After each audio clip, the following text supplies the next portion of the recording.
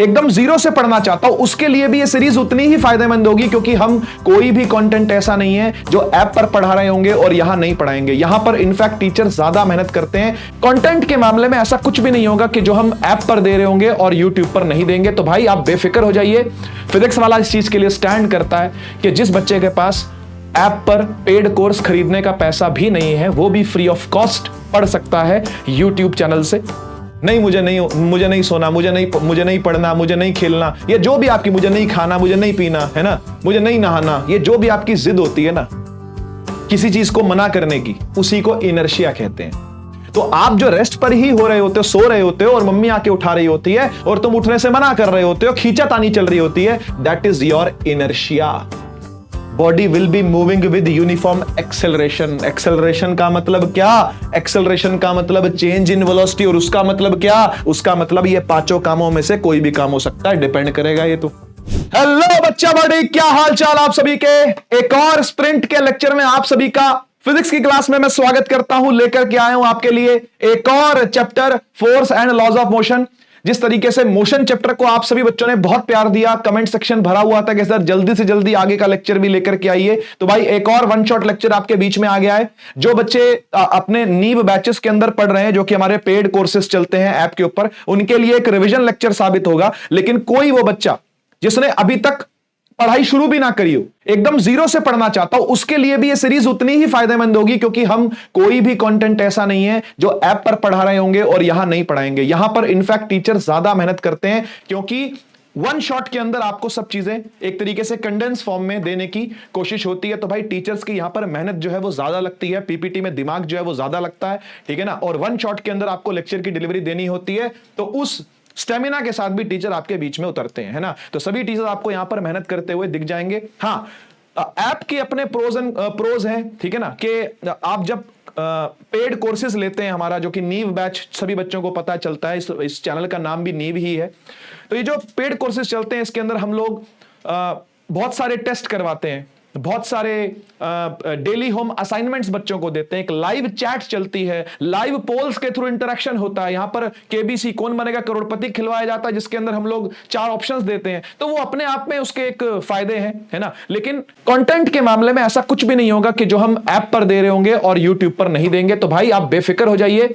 Physics वाला इस चीज के लिए स्टैंड करता है कि जिस बच्चे के पास ऐप पर पेड कोर्स खरीदने का पैसा भी नहीं है, वो भी फ्री ऑफ कॉस्ट पढ़ सकता है यूट्यूब चैनल से, ठीक है ना। तो इसलिए ये फ्री में कंटेंट आप सभी को प्रोवाइड किया जा रहा है, ठीक है ना। तो भाई इसी के साथ चालू करते हैं अपने चैप्टर के साथ।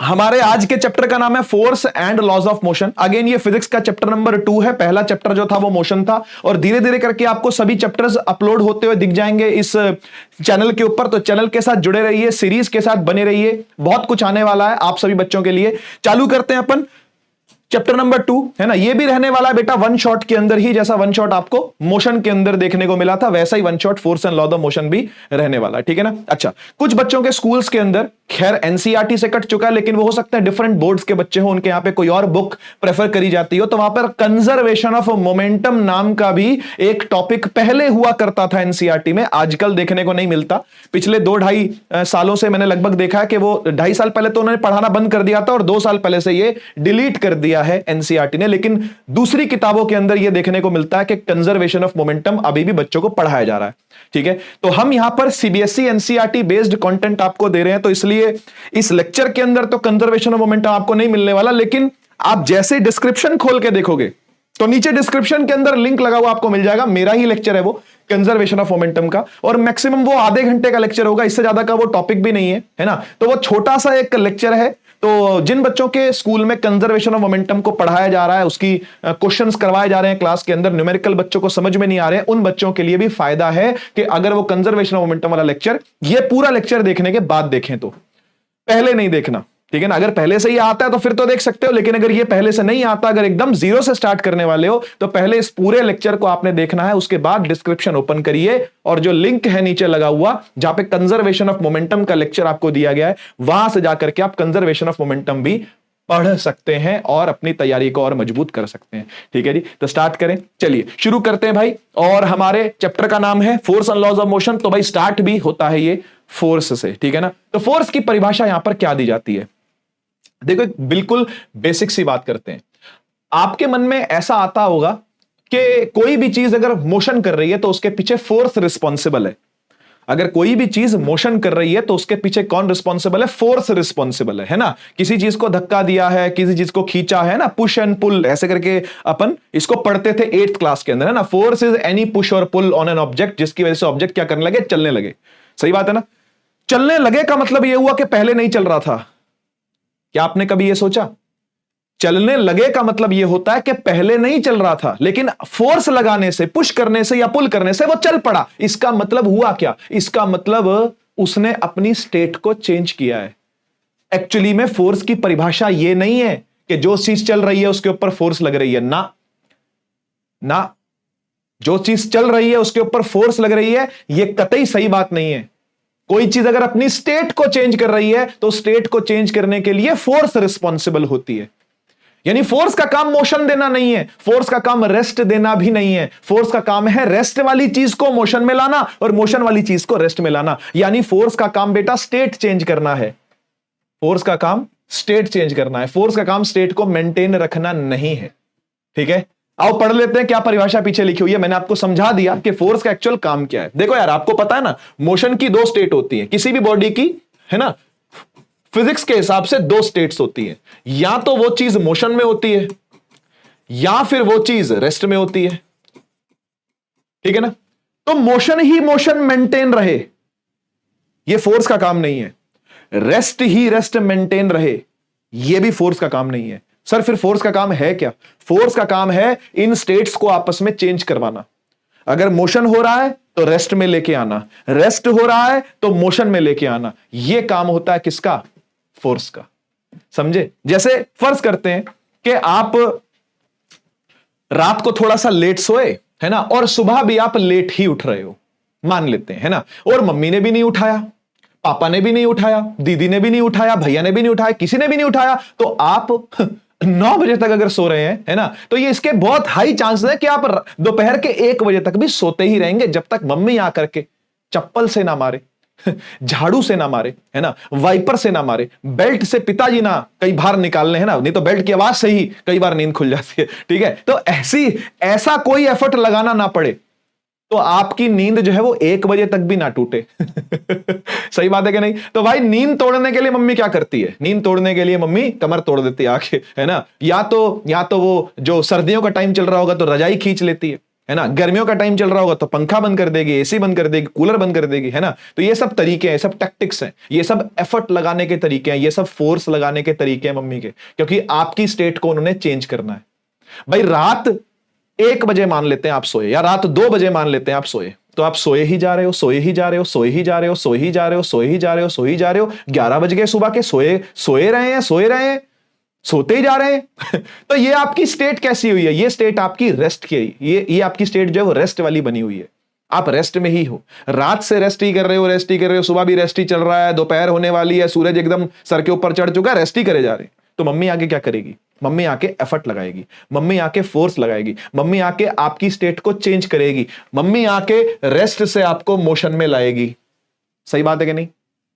सही बात है कि नहीं, है ना। अब मान लेते हैं कि आपने क्या किया, आपने बोला नहीं मम्मी मुझे नहीं उठना, मैं नहीं उठ रहा, मत खींचो रजाई, मैं नहीं उठूंगा।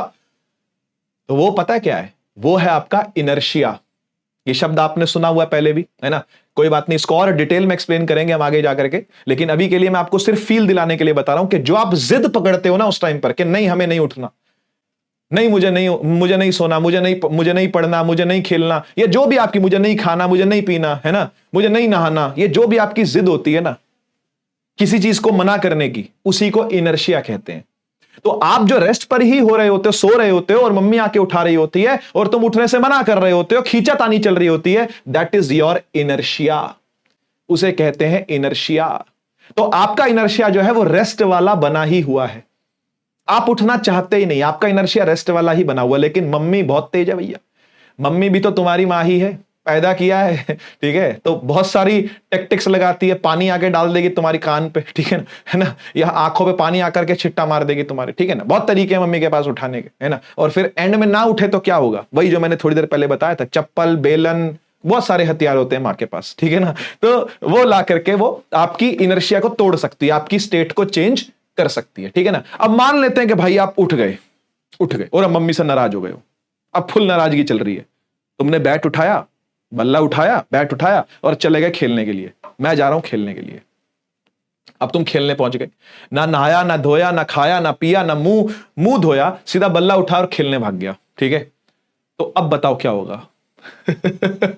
अब तो भाई पारा बढ़ने वाला है, अब तो टेम्परेचर राइज होने वाला है पूरे घर का, सही बात है कि नहीं। तो भाई तुम चले गए खेलने के लिए, है ना। अब 1 बज गया दोपहर का, खेल रहे हैं जी, दोस्त भी बुला लिए। 2 बज गए दोपहर के, खेल रहे हैं जी, खेल नहीं रहे तो घूम रहे हैं जी, बल्ला लेके घूम रहे हैं, है ना। पूरी गली का चक्कर लगा रहे हैं बल्ला लेकर के, मोहल्ले का चक्कर मार रहे हैं बल्ला लेकर के, ठीक है ना।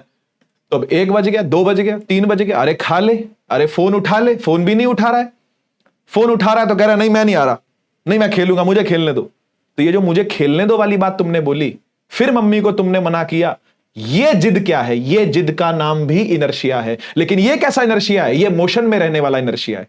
पहले रेस्ट में रहने की जिद थी तो रेस्ट वाला इनर्शिया था, अब मोशन में चलने की जिद है तो ये मोशन में रहने वाला इनर्शिया है। अब मुझे बताओ मम्मी इस इनर्शिया को तोड़ने के लिए क्या करेगी? अब तो पक्का पिटाई होगी भाई। पहले चाय नहीं हुई थी, अब तो पक्का छिताई होगी घर में, अच्छे से सूता जाएगा पहुंचते ही, है ना। चमड़ी उधेड़ सकते हैं भाई अगर तुम पहुंच गए घर तो, है ना। अब तुम्हें ही पता है कि तुम पहुंचे तो पिटे, तो पहुंचे ही नहीं शाम हो गई है, शाम हो गई है। अब मम्मी निकली बाहर, ठीक है ना, मम्मी ने बांधी चुन्नी, मम्मी निकली बाहर झाड़ू लेकर के, कहां है लाडला बेटा मेरा, आज तो कुटा मुझसे तो तुम जहां दिख गए घूमते हुए भाई, वहीं से मारती हुई तबाड़ तब लेकर के आएगी तुमको घर पे। बोलो ऐसा होगा कि नहीं होगा?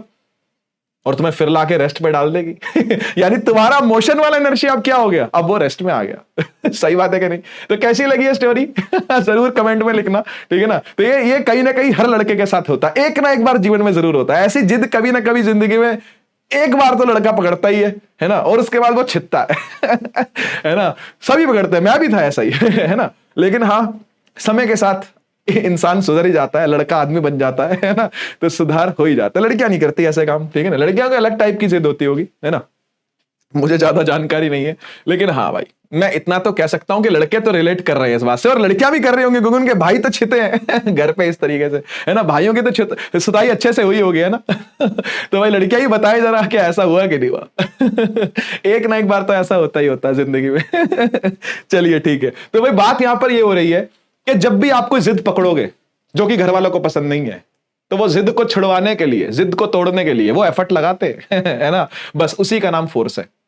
उसी को अगर हम फिजिक्स से रिलेट करें तो वही फोर्स है जो आपका रेस्ट वाला इनर्शिया मोशन में कन्वर्ट कर रही है, या मोशन वाला इनर्शिया रेस्ट में कन्वर्ट कर रही है। ये करने के लिए कौन रिस्पॉन्सिबल है? फोर्स रिस्पॉन्सिबल है। समझे बात को, है ना। आओ देखो, a force is any interaction that when unopposed will change the motion of an object. Will change the motion की जगह पर मुझे यहां पर विल चेंज द स्टेट लिखता तो ज्यादा सही रहता, लेकिन ना इसको ओवरऑल वैसे ही समझ लिया जाता है कि भाई यहां पर स्टेट की बात हो रही है, यहां पर स्टेट की ही बात हो रही है। यानी फोर्स एक ऐसी चीज है जो स्टेट में तब्दीली लाती है, स्टेट में चेंज लाती है। रेस्ट से मोशन में ले जाने के लिए फोर्स चाहिए, मोशन से रेस्ट में लाने के लिए फोर्स चाहिए, मोशन को और बढ़ा देने के लिए यानी स्पीड को बढ़ा देने के लिए भी फोर्स चाहिए। मैं लिख देता हूं यहां पर, ये फोर्स के 6 काम होते हैं टोटल। फोर्स के 6 काम होते हैं। पहला, बॉडी को रेस्ट से मोशन में लाने का काम फोर्स का। मोशन से रेस्ट में लाने का काम भी किसका? फोर्स का। किसी भी चीज की स्पीड को बढ़ाने का काम किसका? फोर्स का। किसी भी चीज की स्पीड को घटाने का काम किसका? फोर्स का। किसी भी बॉडी की डायरेक्शन को चेंज करने का काम किसका? फोर्स का। और लास्ट में किसी भी बॉडी की स्टेट को चेंज करना, स्टेट नहीं, शेप को चेंज करना भी फोर्स का काम है। यानी ये सब के सब किसके काम है? फोर्स के काम है। ये सब के सब फोर्स के काम है। रुकी चीज को चला देना, कोई रुकी हुई चीज है उसकी स्टेट रेस्ट में है, उसको मोशन में ला देना, ये फोर्स का काम है। किसी चलती चीज को रोक देना, अगेन फोर्स का काम है। किसी चीज की स्पीड को अप करना, अपने आप अप स्पीड नहीं होती, स्पीड उतनी बनी रहती है, यूनिफॉर्म मोशन ही बना रहता है। लेकिन अगर आपको यूनिफॉर्म मोशन को और बढ़ा देना है, स्पीड को और इंक्रीज कर देना है, तो अगेन आपको फोर्स लगानी पड़ेगी। स्पीड को घटाने के लिए भी फोर्स लगानी पड़ती है बेटा। ठीक है ना। और किसी ऑब्जेक्ट की डायरेक्शन की चेंज अगर आप चाहते हो कि भाई उसकी दिशा में परिवर्तन आ जाए, अगर वो सीधी चल रही है तो सीधी ना चले, वो टेढ़ी चल पड़े, डायरेक्शन को चेंज करने के लिए भी क्या करना पड़ता है, फोर्स लगानी पड़ती है। अब आप इसका भी एग्जांपल सुन सकते हो, जैसे आपको साइकिल चलानी तो आती ही होगी, चलो स्कूटी या बाइक या गाड़ी चलानी नहीं आती लेकिन साइकिल चलानी तो आती होगी, या फिर आपने साइकिल चलाते देखा तो होगा। अब मुझे एक बात बताओ, अगर साइकिल चलती हुई मोड़नी हो तो हैंडल मोड़ते हैं कि नहीं मोड़ते? हैंडल मोड़ोगे। हैंडल मोड़ने का मतलब क्या है, फोर्स ही तो लगाना है। एक आपने फोर्स ही तो लगाई, हैंडल पर फोर्स लगाई, हैंडल मुड़ गया और साइकिल भी मुड़ गई, यानी डायरेक्शन में क्या आ गया बेटा, चेंज आ गया, तब्दीली आ गई, है ना। समझे बात को। ऐसी स्टीयरिंग घुमाते हैं, बिना स्टीयरिंग घुमाए क्या डायरेक्शन चेंज हो पाएगी? नहीं भाई, सीधी घुस जाएगी गाड़ी जाकर के। बाइक का हैंडल, स्कूटी का हैंडल, स्कूटर का हैंडल, बाइक साइकिल का हैंडल, है ना, हर चीज का आपको हैंडल कुछ ना कुछ हाथ में दिया जाता है, क्या करने के लिए, डायरेक्शन को चेंज करने के लिए। नहीं तो डायरेक्शन कैसे चेंज होगी। इवन एरोप्लेन्स के अंदर भी आपने देखा होगा, वो जो आगे लगा रहता है स्टीयर करने वाला, स्टीयरिंग ही बोलते हैं उसको, स्टीयर करने वाला लगा रहता है जिससे वो अपनी कोर्स को चेंज कर सके, है ना। प्लेन अगर उड़ रहा है तो इस तरीके से अपने कोर्स को चेंज कर सके। तो ये तो चाहिए, फोर्स तो लगानी ही पड़ेगी, बिना फोर्स लगाए दिशा में परिवर्तन नहीं आ सकता। ठीक है। लास्ट है शेप में चेंज लाना।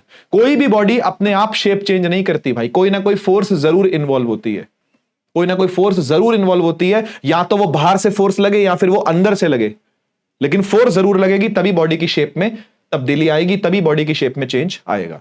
लेकिन ये शुरू की 5 चीजों को देखना एक बार जरा, और ये देखो कि किस तरीके से पिछले वाले चैप्टर से लिंक हो रही है। आप मुझे एक बार बताओ, अगर कोई चीज रुकी हुई है और वो मोशन में आने लगे, मोशन में आ जाए, तो आप मुझे बताओ क्या ये एक वेलोसिटी का चेंज है या नहीं है? सोचो और बताओ, क्या ये एक वेलोसिटी में चेंज है या नहीं है? भाई रेस्ट पर वेलोसिटी क्या थी, 0, और मोशन में आ जाएगा तो वेलोसिटी कुछ और हो गई, तो बढ़ गई ना। चेंज आया कि नहीं आया? आया। कोई चीज मोशन में है और वो रेस्ट पर आ जाए, यानी पहले किसी चीज की वेलोसिटी थी, अब वो वेलोसिटी 0 हो गई है, तो क्या फिर से वेलोसिटी में चेंज है या नहीं है? बिल्कुल है, बिल्कुल है। कोई चीज अपनी स्पीड अप कर रही है, स्पीड बढ़ा रही है, तो क्या वेलोसिटी बढ़ रही है? बिल्कुल बढ़ रही है। स्पीड बढ़ती है तो वेलोसिटी बढ़ेगी, तो वेलोसिटी में चेंज है कि नहीं है? हाँ है। स्पीड घट रही है तो भी वेलोसिटी में चेंज है? हाँ है। अच्छा, आपको याद होगा कि वेलोसिटी जो है वो डायरेक्शन से भी मिलकर बनी होती है, क्योंकि वो एक वेक्टर क्वांटिटी है, मैग्नीट्यूड भी है, डायरेक्शन भी है, और डायरेक्शन में चेंज अगर आएगा तो क्या वेलोसिटी में चेंज आएगा? बिल्कुल आएगा, बिल्कुल आएगा। तो ये 5 चीजें बेटा चेंज इन वेलोसिटी को डिनोट कर रही हैं कि नहीं कर रही? बताओ। चेंज इन वेलोसिटी को डिनोट कर पा रही है कि नहीं कर पा रही? बिल्कुल कर रही है। 5 चीजों का मतलब यही है कि वेलोसिटी में क्या आ रहा, चेंज आ रहा। और वेलोसिटी के चेंज को ही हम लोग कहते हैं एक्सेलरेशन। आया याद? वेलोसिटी के चेंज को ही हम लोग क्या कहते हैं? एक्सेलरेशन कहते हैं। और आपको ध्यान होगी ये बात कि जहां जहां फोर्स आती है अपने साथ एक्सेलरेशन को भी लाती है। फॉर्मूला आप सभी बच्चों ने देखा होगा, ये वाला नहीं भी देखा तो भी कोई बात नहीं, F = ma। ये फॉर्मूले को हम आज डिराइव भी करेंगे। फोर्स = मास इंटू एक्सेलरेशन, यानी अगर फोर्स आएगी तो एक्सेलरेशन आएगी, अगर फोर्स नहीं आएगी तो एक्सेलरेशन भी 0 नहीं आएगी। समझ में आया ना? मां बेटी का रिश्ता, हमेशा बोलता हूं मैं ये बात, बच्चे रिलेट करेंगे इस बात को। मां बेटी का रिश्ता है किसमें? फोर्स और एक्सेलरेशन में। मम्मी आएगी, गुड़िया साथ में आएगी उसके, बेटी अकेली नहीं आ सकती, दोनों से इकट्ठी आएंगी ठीक है ना। मां और बेटी इकट्ठी चलती हैं, ठीक है ना। तो फोर्स ने ही किसको जन्म दिया? एक्सेलरेशन को जन्म दिया। मां ने ही बेटी को जन्म दिया। मां कौन है? फोर्स है। और बेटी कौन है? एक्सेलरेशन है। फोर्स आएगी तो एक्सेलरेशन आएगी, समझ गए ना। और आप देख लो कि ये सब एक्सेलरेशन ही है, ये 5 चीजें एक्सेलरेशन ही हैं। बोलो हाँ या ना?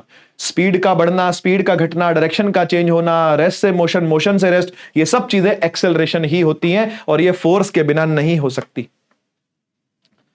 क्या समझ में आई? क्या इंट्रोडक्शन समझ में आया फोर्स का? तो this was introduction of force, जो मैंने अभी आपको समझाया। ठीक है, आगे बढ़ते हैं चैप्टर में। नेक्स्ट बात करते हैं कि 2 टाइप की फोर्सेस होती हैं। वैसे फोर्सेस के टाइप नहीं है ये फोर्सेस के लगने के टाइप है। ये फोर्सेस के टाइप नहीं है। बोल देते हैं कि टाइप्स ऑफ फोर्सेस होती है, बैलेंस फोर्स, अनबैलेंस फोर्स। नहीं, ये फोर्सेस के टाइप नहीं होते, ये फोर्सेस के लगने के तरीके होते हैं। फोर्सेस के लगने के टाइप होते हैं ये। जैसे मैं आपको समझाता हूं। बैलेंस फोर्स का मतलब होता है जब बॉडी पर कोई भी फोर्स नेट ना लग रही हो, टोटल फोर्स उसके ऊपर 0 हो। सर टोटल फोर्स 0 का मतलब क्या है? टोटल फोर्स 0 का मतलब है कि मान लेते हैं कि 10 फोर्स लगी, 10 फोर्स लगी, और 10 की 10 आपस में एक दूसरे को काट मार के खत्म हो गई। सर ऐसा भी होता है क्या? हाँ बिल्कुल होता है। देखो देखो, मान लो एक ब्लॉक है, एक ब्लॉक है ना, उस पर राइट साइड से फोर्स लगी 2 न्यूटन की और लेफ्ट साइड से भी फोर्स लगी 2 न्यूटन की। तो आप मुझे बताओ कि ये दोनों फोर्सेस एक दूसरे में एड अप होंगी या एक दूसरे में सब्ट्रैक्ट होंगी? क्या कहते हो, क्या कहते हो भाई? ये 2 न्यूटन एक राइट में लग रही है, एक लेफ्ट में लग रही, तो क्या ये दोनों एड अप होंगी? नहीं बेटा, ये एक दूसरे को काट मारेंगी, एक दूसरे को काट मारेंगी। और अगर दोनों ने काट मारा एक दूसरे को तो नेट फोर्स कितनी हुई इस बॉडी पर? इस बॉडी पर नेट फोर्स हुई 0। इस बॉडी पर नेट फोर्स क्या हुई? 0। अब सोचो ऐसी 10 फोर्स लग रही हो तो कि ये एक यहां लग रही है, यहां लग रही है, इसने इसको काट दिया, यहां वाली ने काट दिया, यहां वाली ने काट दिया, यहां वाली, सबने काट दिया एक दूसरे को, तो नेट फोर्स कितनी आ गई बॉडी पर? कुछ भी नहीं, कुछ भी नहीं। समझ में आया? तो जब भी सारी फोर्सेस इस प्रकार से लगे कि बॉडी पर कोई भी नेट फोर्स ना बने, उसे कहते हैं बैलेंस्ड फोर्स की कंडीशन, उसे कहते हैं बैलेंस्ड फोर्स की कंडीशन। और अनबैलेंस्ड फोर्स की कंडीशन क्या है? जब काट मार करके कुछ बच जाए, 0 ना हो, उसे कहते हैं अनबैलेंस्ड फोर्स। जैसे मैं आपको दिखाता हूं, मान लेते हैं कि भाई एक ब्लॉक है, एक ब्लॉक है, ठीक है ना, इस पर राइट साइड पर फोर्स लग रही थी 5 न्यूटन और लेफ्ट साइड पर फोर्स लग रही है 3 न्यूटन। तो मुझे बताओ दोनों एडअप होंगी या सब्ट्रैक्ट होंगी? सर अगेन सब्ट्रैक्ट ही होंगी, क्योंकि एक उधर खींच रही है, इधर खींच रही है, दोनों का अपना अपना इफेक्ट है, उसका उधर ले जाने का, इसका इधर ले जाने का। तो ये ऐड तो नहीं हो सकती, ये तो सब्ट्रैक्ट ही होंगी। तो सब्ट्रैक्ट होंगी तो 5 में से कितना माइनस होगा? 3 माइनस होगा, और बचेगा कितना? बचेगा 2 न्यूटन इस तरफ, है ना, 2 न्यूटन इस तरफ बचेगा। बोलो हाँ या ना? बोलो यहां पर कोई फोर्स बची हुई मिली आपको क्या? हाँ मिली। यहां पर कोई फोर्स बची हुई मिली क्या आपको? नहीं मिली। जब आपको कोई फोर्स एंड में बची हुई नहीं मिलती तो हम बोलेंगे कि भाई बॉडी पर कोई फोर्स का नेट इफेक्ट तो है ही नहीं, बॉडी पर फोर्सेस का कोई नेट इफेक्ट तो आया नहीं, कोई कोई कुल असर बॉडी पर पड़ा क्या? नहीं पड़ा, नेट फोर्स 0 है, नेट फोर्स 0 है। यहां देखो, हम बोलेंगे भाई नेट फोर्स तो 0 है। और आप एक बात बताओ, अगर मां नहीं आई तो बेटी भी तो नहीं आएगी, यानी नेट एक्सेलरेशन भी क्या होगी? 0 होगी। हाँ या ना? सोचो भाई, हाँ या ना? जब मां नहीं आई तो बेटी भी नहीं आई, यानी ये देखो लिखा हुआ it is the condition where the net force acting, देखो लिखा हुआ net force acting on a body is 0। जब टोटल फोर्स एक्ट करने वाली जो हो बॉडी पर वो हो ही ना फोर्स आई नहीं, फोर्स आई नहीं, एफर्ट लगाई नहीं, एफर्ट लगाई नहीं, एफर्ट लगाई नहीं, तो नेट एक्सेलरेशन भी क्या आएगी बेटा? 0 ही तो आएगी। हाँ या ना बोल दो। लेकिन यहां क्या होगा? यहां क्या होगा? यहां पर कोई ना कोई नेट फोर्स है, यहां पे कोई ना कोई नेट फोर्स है, और यहां पर कोई ना कोई नेट एक्सेलरेशन भी है, यहां पर कोई ना कोई नेट एक्सेलरेशन भी है। हाँ या ना? हाँ या ना? यानी अगर मैं बोलूं, अगर मैं ये बोलूं कि भाई यहां पर तो फोर्स ही नहीं है, फोर्स ही नहीं है, तो मुझे बताओ ये जो 6 इफेक्ट अभी देखे थे, क्या वो यहां पर हो रहे होंगे? क्या वो इस केस में हो रहे होंगे? नहीं हो सकते, क्योंकि फोर्स ही नहीं है ना। समझो, फोर्स होती तो क्या होता? ये सब होता। फोर्स होती तो ये सब होता। अब यहां पर तो फोर्स है ही नहीं, यहां पर तो फोर्स है ही नहीं। जब फोर्स टोटल है ही नहीं तो इनमें से कोई इफेक्ट होता हुआ दिखेगा? नहीं। क्या स्टेट चेंज होती दिखेगी? नहीं। तो क्या जो स्टेट है वही रहेगी क्या? हाँ, हाँ जी। अगर रेस्ट है तो रेस्ट ही मेंटेन रहेगा, और अगर यूनिफॉर्म मोशन से चल रही है तो यूनिफॉर्म मोशन से ही चलती रहेगी आगे भी। यह होता है बैलेंस कंडीशन में, स्टेट में चेंज नहीं आता। लेकिन इधर बताओ, इधर बताओ क्या होगा? यहां पर तो फोर्स है ना? हाँ है। यहां पर तो एक्सेलरेशन है ना? हाँ है। अगर फोर्स भी है, हाँ, एक्सेलरेशन भी है, हाँ, तो क्या ये 6 काम जो पीछे लिखे हैं ये यहां पर होंगे या नहीं होंगे? बिल्कुल होंगे, बिल्कुल होंगे। एक्सेलरेशन से जुड़े ये जितने भी काम है, वेलोसिटी के चेंज से जितने भी काम है, ये सब में से कुछ ना कुछ आपको देखने को मिलेगा। यानी एक बात बताओ ये जिस फोर्स की बात हो रही थी, क्या ये बैलेंस फोर्स की बात हो रही थी या अनबैलेंस की बात हो रही थी? क्या लगता है आपको? क्या लगता है आपको? भाई 2 टाइप से फोर्स लग सकती है, या तो आपस में कट मर जाए और बैलेंस हो जाए, या फिर ना कट मरे और अनबैलेंस रहे। यहां पर तो बैलेंस हो गई है, यानी फोर्स ही नहीं है, फोर्स 0 है, देख लो। तो ये वाला काम तो हो नहीं सकता, ये वाला काम तो कोई नहीं हो सकता इनमें से, है ना। लेकिन अगर फोर्स आ गई तो ये वाले सारे कामों में से कोई भी काम हो सकता है। डिपेंड करेगा ये तो कि रुका है, क्या चल रहा है, कि क्या कर रहा है। सही बात है कि नहीं? क्या बात समझ में आई? तो इसीलिए भाई ये वाली जो फोर्स की बात हो रही है ना, ये जो फोर्स की बात हो रही है ना, ये और कोई नहीं, ये अनबैलेंस फोर्स की ही बात हो रही है एक तरीके से। सोचो हाँ या ना? सोचो हाँ या ना? क्योंकि अनबैलेंस फोर्स ही फोर्स है, बैलेंस फोर्स तो फोर्स ही नहीं है। मैं गलत तो नहीं कह रहा? क्योंकि इफेक्ट तो देखने में आ नहीं रहा, अरे असर तो देखने में आ नहीं रहा, तो फिर उसको फोर्स कैसे बोले हम, समझ रहे हो ना। बैलेंस फोर्स तो फोर्स ही नहीं है, अनबैलेंस फोर्स ही फोर्स है। तो जो वो पीछे काम हो रहे थे ना, वो अनबैलेंस ही कह सकते हो आप, कि अनबैलेंस फोर्स ही वो काम कर पाएगी। बैलेंस फोर्स तो वो 6 काम, वो 5 काम जो लिखे थे वो कर ही नहीं पाएगी। बोलो हां या ना। इतना क्लियर हुआ, इतनी बात समझ में आई। तो बैलेंस फोर्स जो होती है ना, वो क्या करती है, देखो लिखा हुआ, it is the reason behind maintaining the previous inertia. क्या लिखा हुआ है, जो पिछला इनर्शिया था, यानी रेस्ट पर था तो रेस्ट पर ही रहा, और मोशन में था तो मोशन में ही रहा, अपने इनर्शिया को चेंज नहीं कर पाया। लेकिन यहां देखो, यहां देखो, it is the reason behind changing the inertia of the body. साफ साफ लिखा हुआ है कि इनर्शिया में चेंज आएगा कब, जब फोर्स लगेगी तब। स्टेट में चेंज आएगा कब, जब फोर्स लगेगी तब। क्या यहां पे स्टेट में चेंज आएगा, नहीं आएगा। तो देखो क्या लिखा हुआ है, body will be at rest और यूनिफॉर्म मोशन, है ना, अकॉर्डिंग टू प्रीवियस इनर्शिया। यानी पहले जैसा था वैसा ही आगे भी रहेगा। स्टेट में चेंज आ रहा है क्या, आप मुझे बताओ। अगर बॉडी रेस्ट की रेस्ट में ही रही और यूनिफॉर्म मोशन की यूनिफॉर्म मोशन में ही रही, तो क्या स्टेट में कोई चेंज ला पाया ये? क्या ये स्टेट में कोई चेंज ला पाया? नहीं। क्या ये स्पीड अप कर पाएगा? नहीं। क्या ये स्पीड डाउन कर पाएगा? नहीं। क्या डायरेक्शन चेंज हो पाएगी? नहीं। कोई काम नहीं हो पाएगा भाई। लेकिन ये body will be moving with uniform acceleration. Acceleration का मतलब क्या? एक्सेलरेशन का मतलब चेंज इन वेलोसिटी। और उसका मतलब क्या? उसका मतलब ये पांचों कामों में से कोई भी काम हो सकता है, डिपेंड करेगा ये। तो क्या क्लियर हुई बात? क्या समझ में आया? अनबैलेंस फोर्स ही फोर्स है बबुआ जी। फोर्स तो अनबैलेंस ही है, तभी काम करेगी, नहीं तो फोर्स तो जीरो है। तो इसमें से तो कोई काम होने वाला नहीं, स्टेट में चेंज होने वाला है नहीं। समझ गए? कहानी समझ में आई? ठीक है। तो इसलिए ध्यान रखिएगा इस बात को कि बैलेंस फोर्स का मीनिंग फोर्स नहीं है भाई।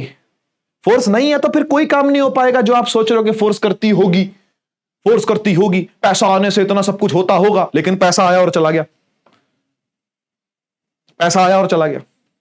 वो जो सोचा था कि पैसा आने से ये सब होगा, वो सब होगा, वो तो हो ही नहीं पाया। समझ रहे हो ना? तो कुछ ऐसा ही हुआ यहां पर भी। ठीक है ना, कि फोर्स लगी तो है, हाथ आया पर मुंह ना लगा। फोर्स लगी तो है, लेकिन कटमरी आपस में कटमर गई। तो फिर वो काम हो पाया जो सोचा था कि फोर्स कर देगी, नहीं हो पाएगा। लेकिन यहां पर हो जाएगा, अनबैलेंस के केस में हो जाएगा। क्या क्लियर है बात? ठीक है, आगे बढ़े, आगे बढ़ते हैं।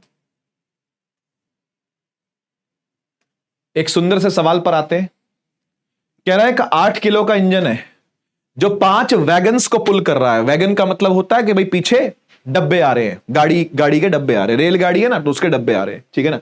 तो 5 वैगन्स है, each of 2000 kilo along a horizontal track. If the engine exerts a force of 40,000 newton and the track offer the frictional force of 5,000 newton, then calculate the net accelerating force. क्या बोल रहा है? कह रहा है भाई ये देखो, ये इंजन है, इसके पीछे 1, इसके पीछे 2, 3, 4, 5, इस तरीके से ट्रेन चल रही है। ठीक है। तो ये वाला जो है ये 8,000 किलो का है, बाकी सब 2,000 किलो के हैं। 2,000, 2,000, 2,000, 2,000, 2,000। ठीक है ना, बाकी सब 2,000 किलो के हैं। ठीक है। अब सब पर नेट फोर्स जो आगे की तरफ लग रही है, नेट एक्सेलरेटिंग फोर्स जो आगे लग रही है, देखो लिखा हुआ है कि if the engine exerts a force of 40,000 Newton, है ना, जो आगे की तरफ फोर्स लग रही है इंजन के द्वारा वो 40,000 न्यूटन है। और जो फ्रिक्शन ऑफर करेगा ट्रैक, वो कहां लगेगी? वो पीछे लगेगी, है ना भाई। फ्रिक्शन इस पर कहां लगेगी? पीछे लगेगी ना, क्योंकि आगे जा रहा है। ट्रैक के रिस्पेक्ट में कोई चीज आगे जाएगी तो उस पर फ्रिक्शन कहां लगेगी? पीछे। तो फ्रिक्शन उस पर पीछे लग रही है। कितनी लग रही है? 5,000 न्यूटन। तो आपसे पूछ रहा है कि नेट फोर्स बताओ कितनी होगी। यार एक काम करो ना, आप इसको एक सिंगुलर ब्लॉक मान लो। आप इसको एक सिंगल ब्लॉक मान लो। बोलो मान सकते हो कि नहीं? एक सिंगल ब्लॉक मान सकते हो कि नहीं इसको? है ना, मान सकते हैं ना? मान सकते हैं ना एक सिंगल ब्लॉक इसको, है ना। एक सिंगल ब्लॉक मान लो इसको आप।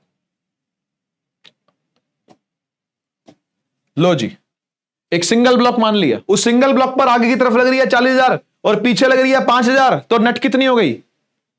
ऐड करोगे सब्ट्रैक्ट करोगे? सब्ट्रैक्ट करेंगे भैया। और सब्ट्रैक्ट करके जो आंसर आएगा, यानी नेट फोर्स जो आएगी वो आएगी बड़ी फोर्स माइनस छोटी फोर्स, बिग माइनस स्मॉल, है ना। तो बड़ी कितनी लग रही है? 40,000 लग रही है आगे, और स्मॉल 5,000 लग रही है पीछे। तो आंसर कितना आ गया बेटा? 35,000 न्यूटन आ गया आंसर। बोलो हाँ या ना? ठीक है ना, कि 35,000 न्यूटन से ये कहां चल रही होगी, आगे की तरफ जा रही होगी, बात खत्म। बोलो जी, बोलो जी, बात समझ में आ गई। तो इस तरीके से आप क्या करोगे, किसी भी बॉडी पर चेक कर सकते हो कि बैलेंस फोर्स लग रही है अनबैलेंस। अब मैं आपसे पूछना चाहता हूं कि अगर इस पर एक फोर्स लग रही है, एंड में निकल के आई ना नेट फोर्स 35,000 न्यूटन, 35,000 न्यूटन निकल के आई है, क्या ये इस रेलगाड़ी की वेलोसिटी में चेंज कर पाएगी, हां या ना? अगर फोर्स आ रही है एंड में, अगर फोर्स एंड में आ रही है, तो क्या ये इस वैगन की, इस ट्रेन की वेलोसिटी को चेंज कर पाएगी? यस और no? The answer is yes, कर पाएगी, बिल्कुल कर पाएगी, है ना, क्योंकि फोर्स तो आई है, और फोर्स आएगी तो एक्सेलरेशन भी आएगी, और ये एक्सेलरेट करती हुई आगे जाएगी, यानी अपनी स्पीड को बढ़ाती बढ़ाती बढ़ाती बढ़ाती, मतलब पहले स्पीड कम थी, फिर धूम करके स्पीड बढ़ेगी इसकी। समझ रहे हो बात को? तो स्पीड इसकी बढ़ती बढ़ती बढ़ती बढ़ती बढ़ती चली जाएगी। ये रहा बात। तो ऐसा होता है, अगर फोर्स लगेगी तो इसकी जो मूवमेंट है, इसका जो मोशन है, वो और बढ़ता चला जाएगा, वो एक्सेलरेट करने लगेगा। आगे बढ़ते हैं, ठीक है ना। चलिए अब आते हैं हम लोग इनर्शिया पर। इनर्शिया की बातें अभी थोड़ी देर पहले मैंने आपसे करी थी, है ना, कि इनर्शिया क्या होता है। ये एक जिद है, जो जिद हमको कोई भी स्टेट में चेंज लाने से रोकती है। हम स्टेट में चेंज नहीं लाना चाहते, या कोई भी बॉडी, हम का मतलब ये नहीं कि इंसानों में ही इनर्शिया होता है खाली ना, इस मार्कर में भी इनर्शिया है, ये जो मेरे हाथ में पेन है इसमें भी इनर्शिया है, हर चीज में इनर्शिया होता है। वो अपनी स्टेट को चेंज करना नहीं चाहती। अगर रेस्ट पे है तो रेस्ट पे ही रहना चाहती है, अगर यूनिफॉर्म मोशन में है तो यूनिफॉर्म मोशन में ही रहना चाहती है, अपनी स्टेट को चेंज करना नहीं चाहती। लेकिन स्टेट को चेंज करने के लिए आपको आगे से क्या लगाना पड़ता है, एफर्ट, यानी फोर्स लगानी पड़ती है। यानी फोर्स लगा के इनर्शिया को चेंज कर लिया जा सकता है। बोलो हां या ना? फोर्स लगा के इनर्शिया को चेंज कर लिया जा सकता है, अदरवाइज इनर्शिया चेंज नहीं होगा। अगर फोर्स नहीं लगी तो इनर्शिया में चेंज नहीं आएगा, यानी स्टेट में चेंज नहीं आएगा, स्टेट में चेंज नहीं आ सकता, वही स्टेट कंटिन्यू रहेगी, वही स्टेट मेंटेन रहेगी। और आपको पता है न्यूटन का फर्स्ट लॉ ऑफ मोशन भी यही कहता है। न्यूटन का फर्स्ट लॉ ऑफ मोशन पता क्या कहता है? अभी आने वाला है, बस अभी आने वाला, थोड़ी सी झलकियां मैं उसकी पहले से आपको देता हूं। न्यूटन का फर्स्ट लॉ ऑफ मोशन पता क्या कहता है? न्यूटन का फर्स्ट लॉ ऑफ मोशन यही कहता है कि भाई बॉडी का इनर्शिया नहीं बदलेगा। बोले फिर क्या करें? बोले फोर्स लगाओ तो बदलेगा। अगर आप बॉडी का इनर्शिया चेंज करना चाहते हो तो फोर्स लगानी पड़ेगी, बिना फोर्स लगाए इनर्शिया चेंज नहीं होगा। मान रेस्ट वाली आइटम रेस्ट पे ही पड़ी रहेगी, और यूनिफॉर्म मोशन से चलने वाली आइटम यूनिफॉर्म मोशन से ही चलती रहेगी। फोर्स लगाने से ही केवल चेंज देखने को मिलेगा, नहीं तो आपको चेंज देखने को नहीं मिलेगा, है ना। A body at rest will remain at rest. A body in uniform motion will remain in uniform motion until an external unbalanced force is applied. यह है न्यूटन के पहले लॉ की स्टेटमेंट, जो कि मैंने अभी आपको सुना दी खड़े खड़े। इसी तरीके से आपको भी सुनानी है, खुद को, बड़े भैया दीदी को, मम्मी को, पापा को, जो भी आपके गार्जियन है, जो भी आपको पढ़ाते पढ़ाई में सहयोग करते हैं, उनको इस तरीके से आप याद करके सुनाते जाइए, साथ के साथ याद करके। समझ तो आपने लिया ही है, याद भी कर लो। हमेशा समझ के याद करना is the best combination to score good marks. और मार्क्स तो चाहिए भाई, ये मत समझना कि नहीं ज्ञान आ गया। अरे भाई सबको पता है, खाली ज्ञान नहीं चलता, सबको पता है बात। अभी ये बात एक्सपोज हो चुकी है कि सिर्फ ज्ञान नहीं चलता भैया, मार्क्स भी चाहिए, दोनों चीजें चाहिए, ज्ञान भी चाहिए, मार्क्स भी चाहिए। दोनों नहीं ले सकते क्या प्रॉब्लम है, क्या समस्या? खाली ज्ञान ही क्यों चाहिए भाई? क्या आपको आंसर अच्छे से प्रेजेंट करना नहीं आना चाहिए? आना चाहिए। क्या आपके लिखाई में ग्रामेटिकल मिस्टेक होनी चाहिए? क्या नहीं होनी चाहिए? क्या आपकी राइटिंग अच्छी नहीं होनी चाहिए? क्या होनी चाहिए। तो क्या आप एक आंसर को अच्छे से प्रेजेंट करके अपनी भाषा में सुंदर सुंदर उतार करके नहीं लिख के आ सकते? क्या आ सकते हो भाई। दुनिया लिखती है और बहुत सुंदर लिखती है, बहुत अच्छा लिखती है। तो ऐसा मत समझना कि नहीं जी हमको ज्ञान बहुत ज्यादा है लेकिन हमको लिखना नहीं आता, मुझे बताना नहीं आता। ये भी बात अब एक्सपोज हो चुकी है भाई। स्कूल वाली मैडम नहीं सुनती ये बातें कि हमें ज्ञान बहुत ज्यादा लेकिन लिखना नहीं आता जी हमको शीट पे। लिखना भी आना चाहिए, इसलिए आपको याद होना चाहिए। याद भी करना है, समझना भी है, याद भी करना है, लिखना भी है, हर एक काम करना है। क्या पहले के लोग नहीं करते थे? क्या हमने नहीं किया? क्या सबने किया भाई, सबने किया। ये आजकल चल पड़ी है चीजें। नहीं जी बस ज्ञान बहुत जरूरी है, ज्ञान बहुत ज्यादा होना चाहिए, लिखना आया ना आए, बताना आया ना आए, ये क्या बात हुई? वो उस ज्ञान का कोई फायदा नहीं जो बता ना पाओ, वो रखा रह जाएगा केवल किताबों में, वो आपके अंदर रखा रह जाएगा। अगर आपको बताना ही नहीं आया कि वो ज्ञान क्या है, तो ज्ञान को बताना भी आना चाहिए, रिप्रेजेंट करना भी आना चाहिए। And writing is a way of representing. सही बात है कि नहीं? हाँ, अगर आप लिखने में असमर्थ हो, लिख नहीं पाते हो, है ना, हाथ टेढ़े मेढ़े हैं, या नहीं लिख पाते हो, कोई मान लेते हैं कोई स्पेशल एबिलिटी है ना, तो ठीक है, तो आप सुना सकते हो, टीचर को सुना दो, वो भी अच्छा है। मतलब आपका कम्युनिकेशन होना चाहिए, वो किसी भी तरीके से हो, वो किसी भी तरीके से हो, आपका कम्युनिकेशन बहुत जरूरी है। आपको चीज अगर आती है तो उसको कम्युनिकेट करना भी आपको आना चाहिए। ठीक है ना भाई? तो ये बातें अब नहीं चलती भाई, ज्ञान बहुत आज से थी 7-8 साल पहले ऐसी बातें थी कि भाई ज्ञान होना चाहिए, है ना, मार्क्स से क्या होता है। अगर मार्क्स लाने हैं, जो कि लाने पड़ते हैं, ठीक है मेरिट पे ही होते हैं एडमिशन भैया, मेरिटोरियस होना चाहिए, आपको होना पड़ेगा। ठीक है ना? कोई किसी यूनिवर्सिटी में एडमिशन लेना होगा, क्या मार्क्स नहीं चाहिए होंगे, रैंक नहीं चाहिए होगी क्या? ऐसा कोई एग्जाम है जो बिना रैंक के आपको दे दे दाखिला? या तो फिर कोई एक्स्ट्राऑर्डिनरी स्कॉलरशिप हो आपके पास, उसके लिए भी आपको पढ़ना तो पड़ेगा ठीक है ना? तो ये सब मेजॉरिटी बच्चों के अंदर ना ये वाली ज्ञान की बातें बहुत ज्यादा आ गई कि भाई ज्ञान होना चाहिए। ऐसा नहीं है भाई, ज्ञान तो है ही जरूरी, नंबर 1 प्रायोरिटी पर ज्ञान होना चाहिए। अगर रट्टू तोता बन रहे हो तो उसकी बात तो मैं नहीं कर रहा, रट्टू तोता बनने की बात नहीं कर रहा। ज्ञान सर्वोपरि है, सबसे ऊपर है और सबसे पहला है, लेकिन वो ज्ञान कम्युनिकेट करना भी आपको आना चाहिए। माध्यम कई हो सकते हैं कम्युनिकेट करने के। आइए इनर्शिया पर आते हैं। Inertia is a property of a body to oppose the change in its state, rest और मोशन। यानी अगर आप रेस्ट पर हो और मोशन में नहीं जाना चाह रहे हो तो वो इनर्शिया के कारण से है। कोई चीज मोशन में है और रेस्ट में नहीं आना चाह रही है तो वो इनर्शिया के कारण से है। ठीक है ना? और इनर्शिया जो है ना वो मास की प्रॉपर्टी है, ये भी मैं आपको बता दूं। देखो लिखा हुआ है inertia directly proportional to the mass of the body. Body का मास जितना ज्यादा होगा, यानी जितनी बड़ी बॉडी होगी, जितना ज्यादा कंटेंट भरा हुआ होगा बॉडी के अंदर, जितना ज्यादा मॉलिक्यूल्स, एटम्स किसी बॉडी में भरे हुए होंगे, उतना मास ज्यादा होगा बॉडी का। और जितना मास ज्यादा होगा बॉडी का, उतना ही इनर्शिया भी क्या होगा? ज्यादा होगा।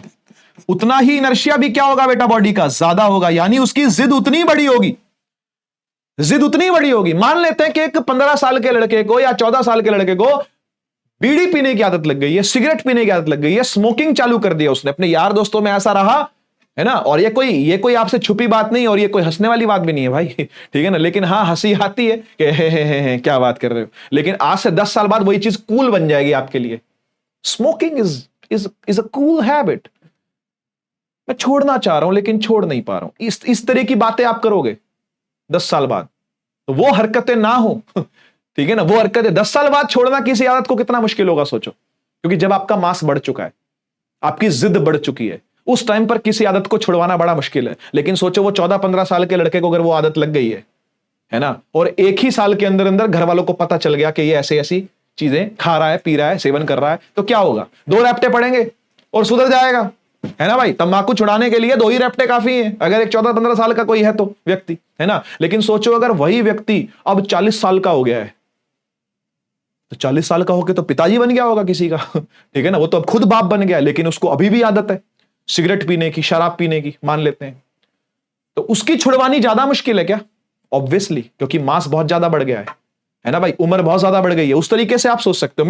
मैं दोनों की एनालॉजी करके बता रहा हूं आपको, ठीक है ना। तो किसी भी आदत को तब छुड़वाना आसान है जब उम्र कम हो, और लगवाना भी आसान है जब उम्र कम हो। एक बड़ी एज होने के बाद ना कोई आदत छूटती भी नहीं है और कोई नई आदत लगती भी नहीं। इसलिए आपने सोचा होगा, इसलिए आपने ये बात सुनी भी होगी कि भाई जो अच्छी राइटिंग की प्रैक्टिस होती है, क्लासेस होती है, उसमें 6th क्लास में बच्चों को ज्वाइन करवाते हैं, 5th क्लास में ज्वाइन करवाते हैं कि राइटिंग इसकी अच्छी सुधरे, ठीक है ना। नहीं, क्योंकि 12वीं हो गई, 11वीं 12वीं में आ गए अगर एक बार, तो फिर राइटिंग को कोई सुधार नहीं सकता भाई, फिर जैसी राइटिंग हो गई ठीक है ना। तो जैसे मेरी है खराब, ठीक है। तो यही बात है कि आपका मास अगर ज्यादा होगा तो इनर्शिया भी क्या बनने वाला है? ज्यादा बनने वाला है ना। आप खुद इमेजिन करो इस चीज को, अगर कोई बहुत बड़े मास की बॉडी है तो उसको रोकना भी मुश्किल है अगर वो चलती हुई आ रही है तो, और उसको रुकते से चलाना भी मुश्किल है। अगर किसी चीज का इनर्शिया ज्यादा होता है ना, तो उसकी स्टेट को चेंज करने में बड़ी प्रॉब्लम आती है, बड़ी फोर्स लगानी पड़ती है अगर आपको उसको चेंज करना है तो। हाँ या ना? सोचो एक दीवार खड़ी है, क्या उस दीवार को तोड़ना आपके बस की बात है कि हम हाथ मारेंगे और दीवार टूट जाएगी? इतनी कच्ची दीवारें तो नहीं होती है भाई, है ना। अगर एक बढ़िया सीमेंटेड दीवार बनी हुई है और आप आकर के उस पर चढ़ जाओ, हाथ मारो, लात मारो कि उसको तोड़ देंगे हम, तो टूट पाएगी क्या? नहीं भाई, टांग टूट जाएगी, हाथ टूट जाएगा। सीमेंट इतना मजबूत होता है अपने आप में, और अंदर सरिये भी लगे होते हैं ठीक है ना, तो तोड़ पाओगे? नहीं तोड़ पाओगे। लेकिन एक बुलडोजर आएगा तो एक बार में धाड़ खाली कर देगा, हवा में उड़ती जाएगी दीवार। बोलो हाँ या ना, ऐसा होगा कि नहीं होगा? है ना भाई। एक बुलडोजर अगर आया, वो बुलडोजर आकर के मारता है दीवार को तो धाड़ उड़ के जाएगी।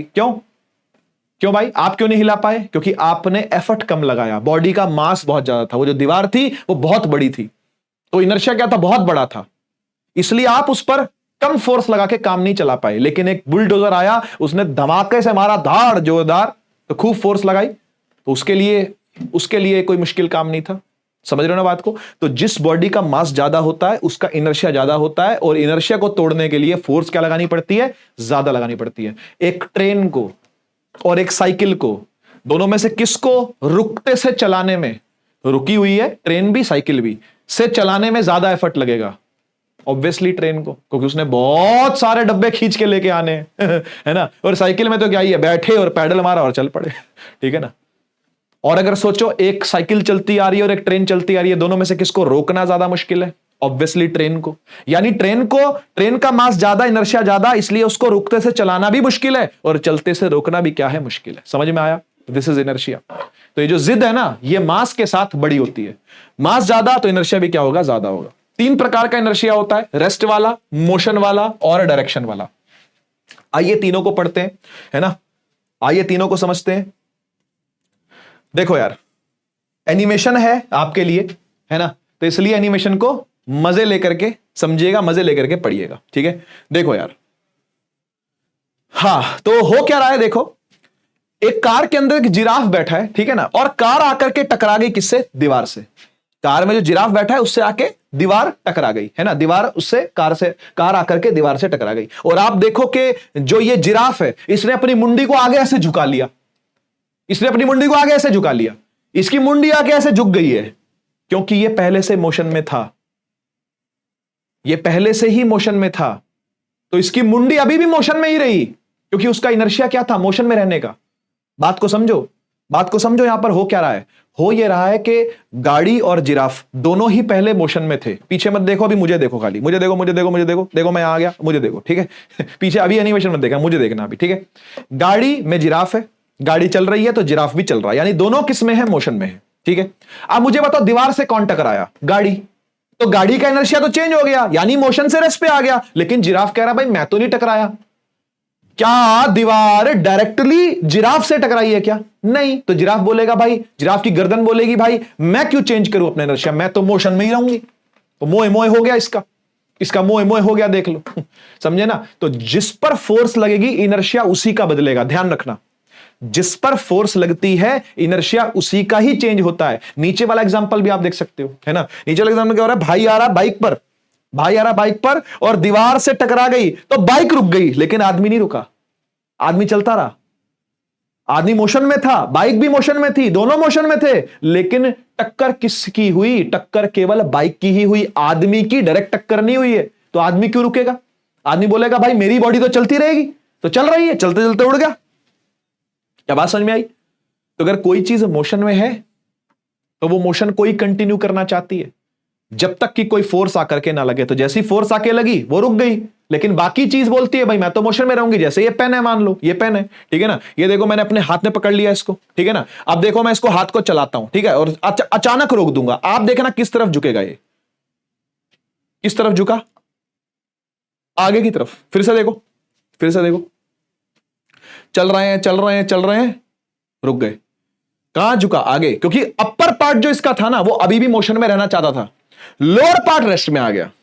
हमारे साथ भी ऐसा ही होता है, जब भी हम किसी गाड़ी में, बस में, ट्रेन में सफर कर रहे होते हैं और वो अचानक से रुकती है तो हम आगे की तरफ झूलते हैं।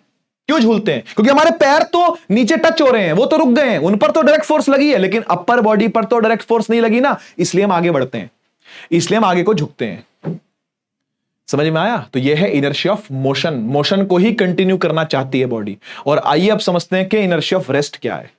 देखो एक एग्जांपल, इसमें हो क्या रहा है? हो यह रहा है कि पत्ते पड़े हैं जाले पर, एक जाली डाल रखी है, उसमें पत्ते पड़े हैं, सूखे सूखे पत्ते पड़े हैं, और ऊपर से एक आदमी इस जाली पर कूदता है। तो आप देखो पत्ते वहीं के वहीं रह गए, लेकिन जाली सारी नीचे आ गई। देखो जाली मोशन में आ गई, लेकिन पत्ते अभी भी रेस्ट पे ही हैं। देख रहे हो? जाली मोशन में आ गई है क्योंकि फोर्स डायरेक्टली किस पर लगी, पत्तों पर नहीं, फोर्स डायरेक्टली लगी जाली पर। तो जाली तो नीचे आ गई लेकिन पत्ते वहीं के वहीं रह गए। आप इसको इससे भी रिलेट कर सकते हो कि भाई ये पत्ते जो हैं वो रेस्ट पर हैं, जाली भी रेस्ट पर थी, लेकिन जो वो आदमी आके गिरा उसने किस पर फोर्स एक्सर्ट करी, जाली पर। तो जाली का मोशन, जाली का इनर्शिया बदल गया, उसका रेस्ट से मोशन बन गया, लेकिन पत्तियां तो रेस्ट की रेस्ट पर ही रह गई, वो तो मोशन में नहीं आ पाई। आई ग्रेविटी बाद में लगी तो धीरे धीरे आई, उस टाइम तो नहीं आ पाई क्योंकि उस पर डायरेक्ट फोर्स नहीं लगी थी। एक और एग्जांपल लो, देखो क्या हो रहा है। ग्लास रखे हैं, ग्लास में कुछ magenta magenta pink pink colour का पानी है ना, और उसके ऊपर एक प्लेट रखी हुई है, प्लेट के ऊपर सिलेंडर है, सिलेंडर के ऊपर अंडा है ना। आप देखो आराम से क्या हो रहा है। इस भाई ने क्या किया, इसने प्लेट को झटका मारा, प्लेट को खिसका दिया। अब प्लेट जैसी खिसकी, ये अंडा कहां गिरा, अंडा जाके गिरा, अंडा जाके गिरा किसमें, अंडा जाके गिरा ग्लास में, है ना। अंडा जाके किसमें गिरा, ग्लास में गिरा। समझे बात को। तो ऐसा ही होगा, ऐसा ही होगा। देखो देखो फिर से देखो, फिर से देखो, किसको झटका मारा, किसको धक्का मारा, प्लेट को। अंडा बोले मैं क्यों जाऊं, जिसको झटका पड़ा वो जाए। प्लेट को झटका पड़ा ना, प्लेट को फोर्स पड़ी ना, फोर्स से प्लेट चली गई, प्लेट का इनर्शिया बदल गया। अंडा कह रहा मुझ पर थोड़ी लगाई है फोर्स, मैं क्यों जाऊं, मैं तो रेस्ट पे ही रहूंगा। तो रेस्ट का रेस्ट पे ही रह गया वो, और ग्रेविटी से बाद में पानी में गिर गया। क्लियर हुआ, ठीक है ना। तो ये था इनर्शिया ऑफ रेस्ट, ये थे इनर्शिया ऑफ मोशन के एग्जांपल, और ये है इनर्शिया ऑफ रेस्ट के एग्जांपल, ठीक है ना। इनर्शिया ऑफ रेस्ट क्या है कि भाई बॉडी पहले से रेस्ट में थी और रेस्ट को ही मेंटेन करना चाहे। बॉडी पहले से मोशन में थी तो मोशन को ही मेंटेन करना चाहे, लेकिन जिस पार्ट पर फोर्स लग गई है वो पार्ट अपनी स्टेट को चेंज कर देगा। आइए कुछ एग्जांपल देख लेते हैं,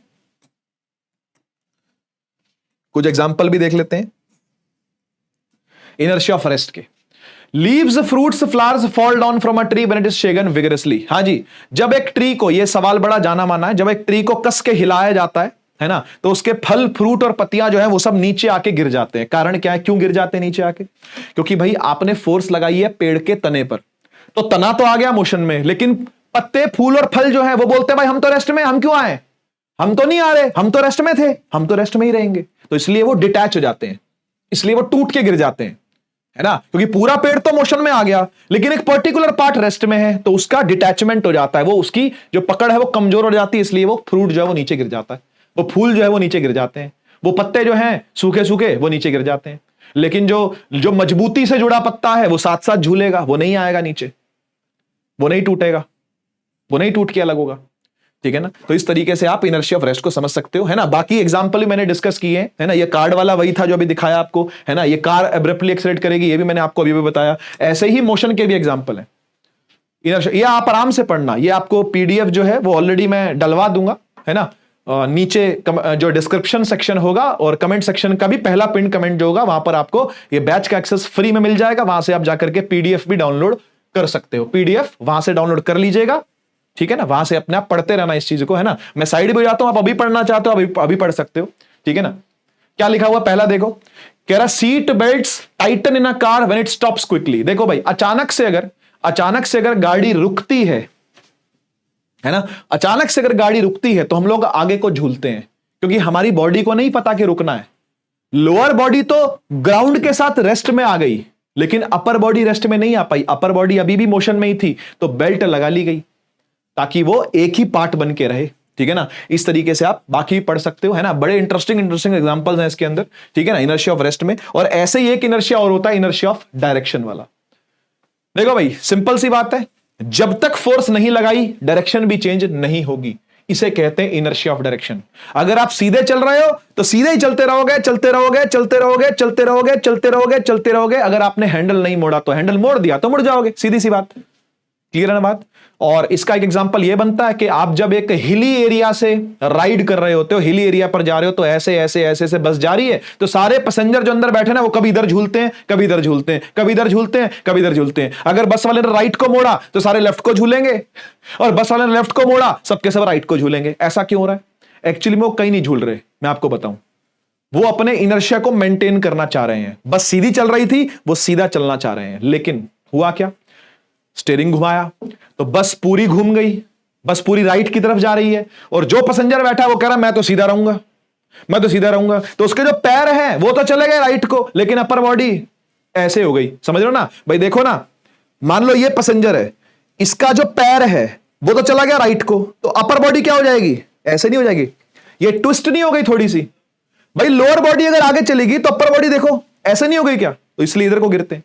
और ऐसी लेफ्ट घुमाएगा, अगर बस ड्राइवर जो है वो स्टीयरिंग को लेफ्ट घुमाएगा तो पैर नीचे जुड़े हुए हैं, वो चले गए लेफ्ट में, वो चले गए लेफ्ट में, तो पर्सन कहां आएगा? पर्सन का सिर कहां लगेगा? राइट में लगेगा। तो इसलिए हम उल्टी तरफ झूलते हैं। अगली बार जब भी जाओ ना इस ट्रिप में, ऐसा कोई आपने ट्रिप देखा हो जहां पर ऐसे ऐसे ऐसा रास्ता हो, जिगजैग रास्ता हो, तो वहां पे आप ये चीज फील करना कि जब वो लेफ्ट मोड़ रहा है तो सब राइट को झूल रहे हैं, जब राइट मोड़ रहा है सब लेफ्ट को झूल रहे हैं। इनर्शिया ऑफ डायरेक्शन है ये। ठीक है, आगे बढ़ते हैं। आ जाते हैं हम लोग भाई अपने पहले लॉ की तरफ, है ना, which is Newton's first law of motion, है ना। लगभग 1 घंटा पहले बातों को समझाना पड़ता है, तब Newton's laws of motion start होते हैं, है ना। तो इसके लिए लगभग 1 घंटा मेरे ख्याल हो गया है, 50 मिनट लगभग हो गए हैं, ठीक है ना। तो भाई देखो, इतनी सारी तैयारी करनी पड़ती है, तब जाके बच्चे को पहला लॉ समझ में आता है। लेकिन अब आगे आने वाले लॉज में आपको दिक्कत नहीं आएगी, ठीक है ना। पहले के कॉन्सेप्ट्स अगर आपके पक्के हैं, क्लियर हैं, तो फिर कोई समस्या नहीं आती आपको इस चैप्टर को समझने में। पहला लॉ है बेटा न्यूटन का first law of motion, which is also called law of inertia. इसका दूसरा नाम लॉ ऑफ इनर्शिया भी है, इसे लॉ ऑफ इनर्शिया भी कहते हैं, ठीक है ना। क्या कहता है ये लॉ? ये बस इतना ही कहता है कि भाई कोई चीज रुकी हुई है, रुकी रहेगी, चल रही है, चलती रहेगी, जब तक कोई फोर्स आकर के ना लगे, यानी इनर्शिया ही मेंटेन रहेगा। अभी तक यही तो पढ़ा हमने कि इनर्शिया ही मेंटेन रहेगा जब तक आके कोई एफर्ट ना लगाए, है ना। वही वाली बात याद करो कि अगर आप सुबह 9 बजे तक सो रहे हो तो it is very high chances कि आप 11-12 बजे तक भी सोते ही रहोगे, क्योंकि मम्मी ने आकर के आपको चप्पल या फिर बेल्ट या फिर झाड़ू या फिर वाइपर से आकर के आपको नहीं उठाया, है ना। आपका श्रृंगार नहीं किया, सुबह सुबह वाला जो श्रृंगार होता है वो आपका नहीं किया, तब तक आप नहीं उठोगे, है ना। तो वही वाली बात है कि भाई एक बॉडी जो है वो रेस्ट की रेस्ट पर ही पड़ी रहेगी, और यूनिफॉर्म मोशन वाली यूनिफॉर्म मोशन में ही चलती रहेगी जब तक कोई एक्सटर्नल अनबैलेंस्ड फोर्स आकर के ना लगे। एक्सटर्नल बोला यानी बाहर से आनी चाहिए, अनबैलेंस बोला क्योंकि बैलेंस फोर्स तो कोई काम करती नहीं, इसलिए देखो लिखा हुआ है यहां पर, देखो लिखा हुआ है, if a body is at rest, a body with uniform motion until an external यानी बाहर से आने वाली कोई अनबैलेंस फोर्स ना लगे। बाहर से फोर्स ही आएगी, अंदर से तो फोर्स आ नहीं सकती, बाहर से फोर्स आएगी और अनबैलेंस ही आनी चाहिए। बैलेंस फोर्स तो कोई काम करती नहीं, आपको पता ही है। बैलेंस फोर्स का मतलब तो फोर्स ही नहीं है, तो फिर इनर्शिया चेंज कैसे होगा, स्टेट चेंज कैसे होगी? सही बात है कि नहीं? क्लियर है कि नहीं भाई, है ना। In other words, inertia of a body can only be changed when a force is applied on the body. समझ गए ना।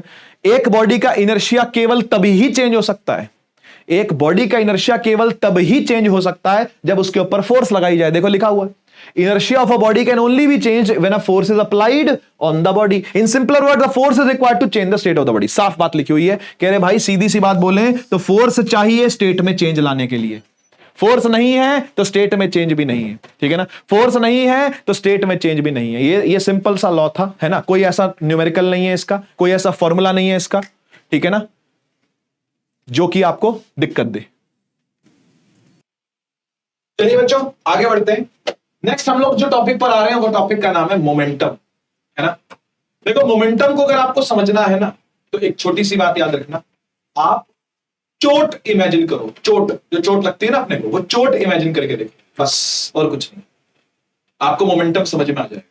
मोमेंटम का मतलब पता क्या होता है? मोमेंटम का मतलब होता है किसी बॉडी के मास को उसकी वेलोसिटी से मल्टीप्लाई करना। ऐसा करने से क्या होगा? अगर हमने मोमेंटम को, पहले मैं एक बार पूरी थ्योरी पढ़ देता हूं आपके लिए, है ना, उसके बाद मैं इसको समझाता हूं। It is defined as quantity of motion, यानी मोशन की क्वांटिटी कितनी है, मतलब बॉडी में मास कितना ज्यादा है और वो चल कितनी तेज रहा है। जैसे एक ट्रक है, मान लो पूरा भरा हुआ ट्रक है और पूरा भरा हुआ ट्रक आपके सामने आ रहा है, तो इमेजिन करो क्या आप उसके सामने खड़े रहना चाहोगे भी? क्या नहीं, क्योंकि चोट पहुंचाएगा, सीधी सी बात है, चोट पहुंचाएगा, है ना। एक भारी ट्रक, एक बड़ा सा ट्रक आपके सामने आ रहा है जिसका मास बहुत ज्यादा है, वो आपके सामने आ गया चलता हुआ, बहुत तेजी से स्पीड से चलता हुआ आपके सामने आ रहा है, तो आप उसके सामने खड़े रहना पसंद नहीं करोगे। कारण क्या है भाई? चोट बहुत ज्यादा पहुंचा देगा, समझ रहे ना। तो क्वांटिटी ऑफ मोशन क्या होगी? बहुत ज्यादा होगी, है ना। तो इसलिए इसको क्वांटिटी ऑफ मोशन भी कहते हैं, है ना। और वो होता क्या? ये होता है प्रोडक्ट का मतलब मल्टीप्लीकेशन, मल्टीप्लाई हो रखा है देखो, मास और वेलोसिटी। किसी बॉडी का मास उसकी वेलोसिटी से क्या हो चले, मल्टीप्लाई हो चले, उसे कहते हैं मोमेंटम। मोमेंटम को डिनोट करते हैं पी से। ये भी एक वेक्टर क्वांटिटी ही होती है, जैसे वेलोसिटी वेक्टर है ना, ऐसे ही मोमेंटम भी वेक्टर है। और इसकी डायरेक्शन पता क्या होती है, वेलोसिटी की ही डायरेक्शन, वेलोसिटी की ही डायरेक्शन। ठीक है, लिख देता हूं यहां पर, वेक्टर क्वांटिटी है और जो इसकी डायरेक्शन होती है, जो इसकी डायरेक्शन होती है वो सेम होती है, same as direction, same as velocity. ठीक है ना, जो दिशा वेलोसिटी की है वही दिशा, जो डायरेक्शन वेलोसिटी की है वही डायरेक्शन मोमेंटम की होती है। ठीक है, ऐसा यूनिट क्या है, किलोग्राम मीटर पर सेकंड। मैं भी दिखाता हूं कैसे आती है, देखो यहां पर, देखो यहां पर, देखो मोमेंटम को डिनोट करते हैं पी से, और फॉर्मूला होता है P is equal to M into V. ये फॉर्मूला है, ये फॉर्मूला है, P is equal to M into V, ये मोमेंटम का फॉर्मूला है। अब मुझे बताओ, मास जो कैलकुलेट होता है वो किलोग्राम में होता है, केजी में, और वेलोसिटी जो कैलकुलेट होती है वो होती है मीटर पर सेकंड में। तो मोमेंटम क्या बन गया, मोमेंटम बन गया केजी मीटर पर सेकंड, बस ये इसकी यूनिट है। ये देखो लिखा हुआ है, kilogram metre per second, KG metre per second, ये इसकी यूनिट है। बोलो जी, बोलो जी, मोमेंटम आ गया केजी मीटर पर सेकंड, मास केजी और velocity metre per second, KG metre per second. बोलो भाई, बोलो भाई, कोई दिक्कत, कोई दिक्कत है ना। आइए इस पर कुछ सवाल भी करते हैं, ऐसे मजा नहीं आएगा, इस पर कुछ सवाल भी करते हैं। ठीक है ना, देखो सवाल करने से पहले यहां पर दो केस हैं, ऊपर है केस नंबर 1 और नीचे है केस नंबर 2, है ना। अपन इसको आराम से डिस्कस करते हैं कि केस 1 और केस 2 के अंदर आपका डिसीजन क्या होगा। ठीक है, तो आपका डिसीजन मैटर करता है। यहां पर देख लो भाई, दो गाड़ियां एकदम सेम टू सेम, कौन सी गाड़ी है ये आप कमेंट में लिखना भाई, मुझे तो पता नहीं कौन सी गाड़ी है ना, तुम बेटर जानते हो भाई, है ना। तो ये कौन सी कार है, कोई ना कोई फैमिली कार लग रही है देखने में, है ना। ये कोई वो थार वार तो लग रही है ना, ये फैमिली कार लग रही है कोई ना कोई, आप बताना कमेंट में कौन सी कार है ना। तो ये कार है, सेम कार है, बिल्कुल सेम मॉडल है, सब कुछ सेम है, सेम साल में बनी है, सेम साल में निकली है, एक ही दिन दो गाड़ियां निकाली है मान लो। ठीक है ना, एक गाड़ी 20 से चलती आ रही है, एक गाड़ी 10 से चलती आ रही है। क्या लगता है दोनों में से कौन सी चोट ज्यादा पहुंचाएगी? अगर कोई व्यक्ति इसके सामने खड़ा है ना, है ना, अब तुम मेरे ईंट पत्थर हो है ना, माय डियर नीवियंस, माय डियर ईंट पत्थरों, अगर तुम में से मैं 20 वाली गाड़ी, 20 से जो चलती आ रही है उस गाड़ी के सामने खड़ा कर दूं और 10 से चलती आ रही है उसके सामने खड़ा कर दूं, तो दोनों में से किस में ज्यादा चोट पहुंचेगी? ऑब्वियसली आंसर है ऊपर वाले में। क्यों? क्योंकि वेलोसिटी क्या है भाई, ज्यादा है। अगर वेलोसिटी ज्यादा होगी बेटा तो मोमेंटम भी ज्यादा होगा, तो चोट कैसी पहुंचेगी भाई, ज्यादा पहुंचेगी। चोट कैसी पहुंचेगी, ज्यादा पहुंचेगी, है ना। और वेलोसिटी कम हुई, मोमेंटम भी कम हुआ, तो चोट तो पहुंचेगी, लेकिन चोट कैसी होगी बेटा, कम होगी। सही बात है कि नहीं? तो मोमेंटम को चोट से समझना हमेशा, ठीक है, मोमेंटम को हमेशा चोट से समझना, तो ही मजा आएगा। अच्छा यहां देखो, यहां देखो, एक ट्रक है और एक कार है। आपको पता है ट्रक बहुत बड़ा मास का होता है, अच्छा खासा ट्रक है। तो देखो पिकअप ट्रक, बहुत पूरा लोड हो जाएगा, सामान इसके अंदर भर जाएगा, है ना, ऐसा तगड़ा ट्रक है, तो है ना। तो एक ट्रक आपके सामने आ रहा है v स्पीड से, v वेलोसिटी से, और कार भी आ रही है v वेलोसिटी से, तो किसके सामने खड़ा होना पसंद करोगे? सर दोनों के सामने ही नहीं, नहीं, चॉइस है आपके पास कि ये या ये, इसके अलावा कोई तीसरी चॉइस नहीं है। या तो इसके सामने खड़ा हो जा, या फिर इसके सामने खड़ा हो जा। किसके सामने खड़ा होना पसंद करोगे? तो ऑब्वियसली आपका जवाब होगा सर कार के सामने खड़े हो जाएंगे, कोई बात नहीं, वी से आ रही है मारते, कोई दिक्कत नहीं। लेकिन ट्रक के सामने नहीं सर, ट्रक के सामने हालत खराब हो जाएगी सर। क्यों? क्योंकि गाड़ी का मास कम है, तो मोमेंटम भी क्या होगा जी, कम होगा, तो चोट कैसी लगेगी जी, कम लगेगी। लेकिन यहां पर मास क्या है, ज्यादा है, तो मोमेंटम कैसा होगा, ज्यादा, तो चोट कैसी लगेगी, ज्यादा लगेगी। क्या बात समझ में आ रही है? क्या बात समझ में आ रही है? क्योंकि ट्रक का मास बहुत ज्यादा है as compare to car. Truck हो सकता है 3 गुना मास का हो, किलो कह रहा था मैं, वो गिनो हो गया, है ना। ट्रक जो है वो कार के मास से, गाड़ी के मास से 3 गुना ज्यादा हो सकता है ना। तो फिर वो चोट कैसी पहुंचाएगा, 3 गुना ज्यादा पहुंचाएगा भाई, सीधी सी बात है। आया ना, आया समझ में ना? ठीक है, तो इसलिए ध्यान रहेगी बात, है ना। चलिए एक क्वेश्चन पर चलते हैं, A body of mass m, एक बॉडी है m मास की, जो कि ट्रेवल कर रही है v वेलोसिटी से, changes its mass and velocity to twice the previous value। क्या हो रहा है समझाता हूं। देखो एक बॉडी थी जिसका मास m था और चल रही थी v वेलोसिटी से, कुछ समय बीता, उसका मास भी दुगना हो गया। ये कैसे हो सकता है? अरे भाई खुला ट्रक होगा, उसमें पानी भर गया बारिश का कैसे भी हो सकता है भाई, है ना। तो उससे फर्क नहीं पड़ता, आपको बस इतना बोल रहा है कि मास दुगना हो गया, चलते चलते चलते चलते मास डबल हो गया, है ना। तो और इसने वेलोसिटी भी क्या कर ली, अपनी डबल कर ली, यानी v की कर ली 2v। तो आपको यह बताना है कि पहला पार्ट इनिशियल मोमेंटम क्या होगा बॉडी का। आप मुझे बताओ इनिशियल मोमेंटम का मतलब क्या है। इनिशियल का मतलब पहले वाला मोमेंटम। तो पहले वाला मोमेंटम क्या होगा, मास इंटू वेलोसिटी mv, बस आ गया। तो आपको अगर इनिशियल मोमेंटम पता करना है तो वो क्या होगा, m इंटू वी होगा, सही है। दूसरे में क्या पता करना है, फाइनल मोमेंटम होगा। फाइनल मोमेंटम क्या होगा भाई, मास इंटू ये वाली वेलोसिटी, मास भी डबल हो गया, वेलोसिटी भी डबल हो गई। तो इसलिए जो फाइनल मोमेंटम आएगा वो क्या आएगा, वो आएगा 2m 2v, 2 2 सा 4 हो गया, यानी 4m भी हो गया, हाँ या ना, 4m भी हो गया। तो यस और नो। तो इनिशियल मोमेंटम है mv, फाइनल मोमेंटम है 4mv। तीसरे पार्ट में कह रहा है चेंज निकालो मोमेंटम में। चेंज में क्यों इंटरेस्ट है, इसको थोड़ी देर में समझ में आएगा। अभी हम सेकेंड लॉ पढ़ने वाले, आपको समझ में आएगा कि चेंज में इंटरेस्टेड क्यों है। आप मुझे बताओ किसी चीज में चेंज कैसे निकालते हैं। जैसे मान लो मेरी सैलरी आज 100 रुपए है, पर पता है 3 साल पहले कितनी थी, 20 रुपए। आज मेरी सैलरी 100 रुपए है, लेकिन 3 साल पहले मेरी सैलरी पता कितनी थी, 20 रुपए थी। बताओ कितना चेंज हुआ, बताओ कितना चेंज हुआ मेरी सैलरी में। तो आप बोलोगे 80 का चेंज है, 80 का, तेरा घर इसमें जाएगा, 80 का चेंज है, 80 का घर इसमें जाएंगे, है ना। आपने चेंज कैसे निकाला, जो मेरी प्रेजेंट सैलरी है यानी 100 रुपए, और जो मेरी पास्ट सैलरी थी यानी 20 रुपए, दोनों को माइनस किया कि नहीं किया, बस बात खत्म। यही करना है यहां पर भी, यही करना है, माइनस करना। चेंज निकालने के लिए आपको क्या करना होता है, फाइनल में से इनिशियल को माइनस करना होता है। और चेंज को डिनोट पता कैसे करते हैं, डेल्टा पी से। डेल्टा पी, डेल्टा मतलब होता है चेंज इन, पी मतलब मोमेंटम, याद रहेगा। चेंज इन मोमेंटम को कैसे लिखते हैं बेटा, डेल्टा पी से लिखते हैं, ठीक है। तो delta P is equal to क्या आएगा, P final minus P initial. अब बताओ पी फाइनल कितना है सर, 4mv है, और पी इनिशियल कितना है सर, वो तो mv है। तो 4mv में से mv का कितना बचा, 3mv बचा, आया ना, आया ना। तो चेंज क्या आ गया, चेंज आ गया 3mv का। भाई पहले mv था, सोचो पहले mv था, फिर 4mv हो गया, फर्क कितने का आया, 3 का। भाई पहले कोई चीज 1 थी, अब वो चीज 4 हो गई है, तो फर्क कितने का है, 3 का ही तो फर्क है। mv से 4mv हो गया तो 3mv का फर्क है, सिंपल बात, सही है। और लास्ट चीज जो है वो एक मैथ्स का फॉर्मूला है, इसे बोलते हैं परसेंटेज चेंज। परसेंटेज चेंज कैसे लिखते हैं पता है इसको, इसे ऐसे लिखते हैं परसेंटेज चेंज। और किसमें पूछा है, फिर मोमेंटम में ही पूछा है इसने। तो पता है क्या होता है, ये होता है change divide by initial into 100।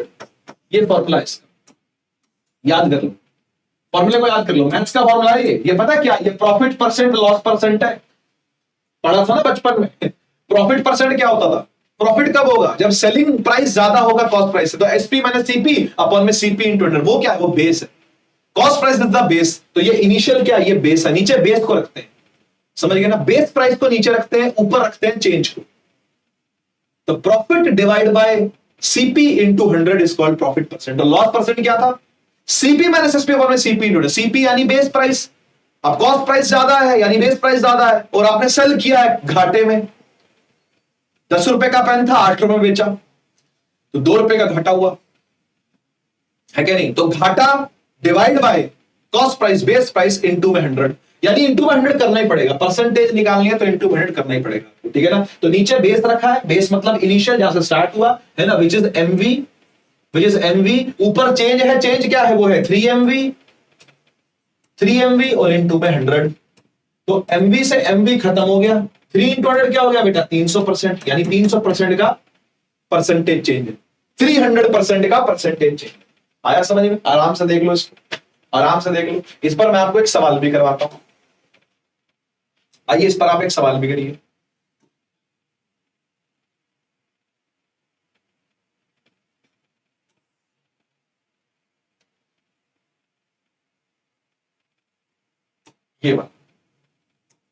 ये वाला देखो, ये बेटा बैक एक्सरसाइज का सवाल है ना, अच्छा सवाल है, बहुत अच्छा सवाल है ना। इसको करते हैं, देखो क्या लिखा हो, एक हॉकी बॉल है जिसका मास है 200 ग्राम, ठीक है। एक 200 ग्राम की मास की हॉकी बॉल है, मास कितना है 200 ग्राम्स। देखो ग्राम में कुछ नहीं होना चाहिए यार, फिजिक्स है ना ये, यहाँ पे ऐसा यूनिट में आपको कन्वर्ट करना पड़ेगा, तो ग्राम में नहीं चलेगा, अपने को 1000 से डिवाइड करना पड़ेगा। अब ये किलोग्राम में आ गया है ना, अभी आ गया केजी में, अभी आ गया केजी में, 200 डिवाइड बाय 1000, मास हो गया 200 डिवाइड बाय 1000 केजी, अब ये केजी में आ गया। अब आगे पढ़ते हैं, एक हॉकी बॉल है जिसका मास इतना है, वो ट्रैवल कर रहा है 10 मीटर पर सेकंड से, वो जा रहा है आगे 10 मीटर पर सेकंड से, तो जा रहा है जा रहा है जा रहा है जा रहा है जा रहा है जा रहा है जा रहा है, क्या ना हॉकी अट गई रास्ते में, रास्ते में हॉकी ने उसमें मार दिया। अब बॉल भाई हॉकी वाली है तो हॉकी से तो पिटेगी, बॉल हॉकी की है तो हॉकी से पिटेगी ना भाई, तो ये गई और हॉकी से पिटी और पिट के वापस लौट रही है। अब पिट के क्या कर रही है, वापस लौट रही है, वापस लौट, तो इसकी जो स्पीड है वो है 5 मीटर पर सेकंड। ठीक है, तो आपसे पूछा है क्या, पूछा है आपसे magnitude of change of momentum कितना हुआ, यानी आपसे डेल्टा पी पूछा, इसने कितना हुआ। अब आप मुझे बताओ डेल्टा पी निकालने का क्या फॉर्मूला था, आप डेल्टा पी कैसे निकालते थे? सर पहले हमें इनिशियल मोमेंटम चाहिए, फिर हमें फाइनल मोमेंटम चाहिए, है ना, और फिर हम दोनों को माइनस कर देंगे, बहुत सिंपल है। बोलो हाँ या ना, बोलो हाँ या ना, यही करेंगे ना, यही करेंगे ना, फॉर्मूले आपके सामने, चालू हो जाओ, चालू हो जाओ, फटाफट फटाफट चालू हो जाओ, करो इसको, पॉज कर दो बेटा, वीडियो पॉज करिए, है ना, और प्रैक्टिस करिए इस सवाल की, ट्राई करो आप। चलिए होपफुली आप सभी ने अपने अपने आंसर्स को कमेंट में लिखा होगा, नहीं लिखा तो अभी फिर लिखिए, वीडियो पॉज करो, सॉल्व करो और कमेंट में आंसर लिखो जल्दी से।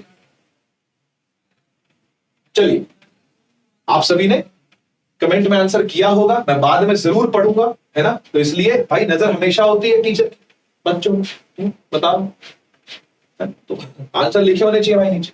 देखो भाई इनिशियल मोमेंटम में क्या हो रहा है, हम मास को इनिशियल वेलोसिटी से मल्टीप्लाई करेंगे, फाइनल में क्या होगा, मास को फाइनल वेलोसिटी से मल्टीप्लाई करेंगे, और मास तो उतना ही है, तो मास पहले कितना है भाई 200 डिवाइड बाय 1000, और बाद में भी इतना ही है 200 डिवाइड बाय 1000, सही है। अच्छा अब इनिशियल वेलोसिटी कितनी है सर, वो तो 10 है, और फाइनल कितनी है सर, वो तो 5 है। जिन बच्चों ने 5 लिखा है उनका आंसर गलत आएगा, क्योंकि इसका आंसर आएगा -5। वेलोसिटी है बेटा, डायरेक्शन के साथ आएगी। अगर 10 इस तरफ लिया है तो टक्कर खा के 5 इस तरफ आ रहा कि नहीं आ रहा, माइनस कौन लेगा भाई, है भाई ईंट पत्थर, माइनस कौन लेगा, तुझे ही लेना पड़ेगा भाई, है ना, तो माइनस लो, यहां पर माइनस लेना पड़ेगा, सही है। अब लिख दो 3 0 से 3 0 कट गए, ये कितना आ गया, ये तो 2 ही आ गया, ये तो 2 आ गया, है ना, और ये कितना आएगा 2 0 से 2 0 कट गए, 5 1 5 5 2 10, 2 से 2 कट गया, क्या आ गया, ये -1 आ गया। समझ रहे हो, समझ रहे हो, तो इनिशियल मोमेंटम तो 2 है, फाइनल मोमेंटम है -1, और रखते हैं फाइनल मोमेंटम कितना है -1, इनिशियल कितना है +2, है ना, ऐसे रख दे इसको, तो ये प्लस माइनस माइनस ही हो जाएगा, यानी -1 -2 कितना हो गया, -3 हो गया, 3 kg metre per second, unit तो वही रहेगी ना जो मोमेंटम की है, तो this is the answer, this is the answer. समझ में आया, समझ में आया, ठीक है ना, तो आपने ध्यान रखना प्लस और माइनस का खासकर, ठीक है, अगर इधर प्लस लिया है तो इधर माइनस लेना पड़ेगा, सीधी सी बात है, तो आपको वो लेकर के चलना पड़ेगा, मोमेंटम का साइन फिर इसलिए चेंज हो जाए, ठीक है, समझ में आया। चलिए आते हैं बेटा हम लोग न्यूटन के सेकंड लॉ पर, है ना, बारी आ गई अब न्यूटन का सेकंड लॉ आपको समझा दिया जाए। देखो अभी अभी हमने ना चेंज इन मोमेंटम की चर्चा करी है, थोड़ा सा विस्तार में बात करते हैं चेंज इन मोमेंटम को लेकर, ध्यान से समझना और ध्यान से देखो, मान लो कि कोई कार है ना, एक कार बना लेता हूं सुंदर सी, और इस कार की कॉपियां भी बना लेता हूं, वैसे तो ट्रक बन गया है, कोई बात नहीं, कोई बात नहीं भाई, ट्रक बन गया तो ट्रक सही। कितने ट्रक बना दिए, 6 ट्रक बना दिए, है ना। आओ केस नंबर 1, केस 1, केस 2 और केस 3। ध्यान से सुनिएगा भाई, हम पूरी एनालॉजी ढंग से लेंगे, है ना, और हर एक चीज को पूरा विस्तार में समझेंगे कि भाई क्या कहता है second law of motion Newton साहब का, ठीक है ना, न्यूटन साहब ने अपने सेकंड लॉ ऑफ मोशन में क्या कहा, सुनिए भाई। ऐसा है कि भाई ट्रक तो ट्रक ही है, सेम है ना, तो उसको तो अपन 1000 किलो मान लेते हैं कि 1000 kg का ट्रक है, ये भी 1000 का ही है, ये भी 1000 का ही है ना, सब जगह पर वही सेम मास ही है 1000 kg, मास में तो कोई खास चेंज नहीं मानते, ठीक है, बिना मास के चेंज के भी पूरी बात आपको समझ में आई। ठीक है, आइए केस नंबर 1 लेते हैं। केस नंबर 1 में क्या हुआ कि एक 1000 kg का ट्रक था जो चल रहा था 30 मीटर पर सेकंड से। ठीक है, कुछ समय के बाद देखा तो वो 50 मीटर पर सेकंड से चलने लगा। ठीक है, ठीक है, यहां आ जाओ, केस 2 में आ जाओ। एक ट्रक था जो 30 मीटर पर सेकंड से चल रहा था और कुछ समय के बाद देखा तो वो 50 मीटर पर सेकंड से चलने लगा। सर ये तो एक ही बात हो गई। नहीं, एक बात नहीं हुई, एक बात नहीं हुई। तीसरा केस में सुनो। एक ट्रक था जो 30 मीटर पर सेकंड से चल रहा था, लेकिन कुछ समय बीता तो वो 70 मीटर पर सेकंड से चलने लगा।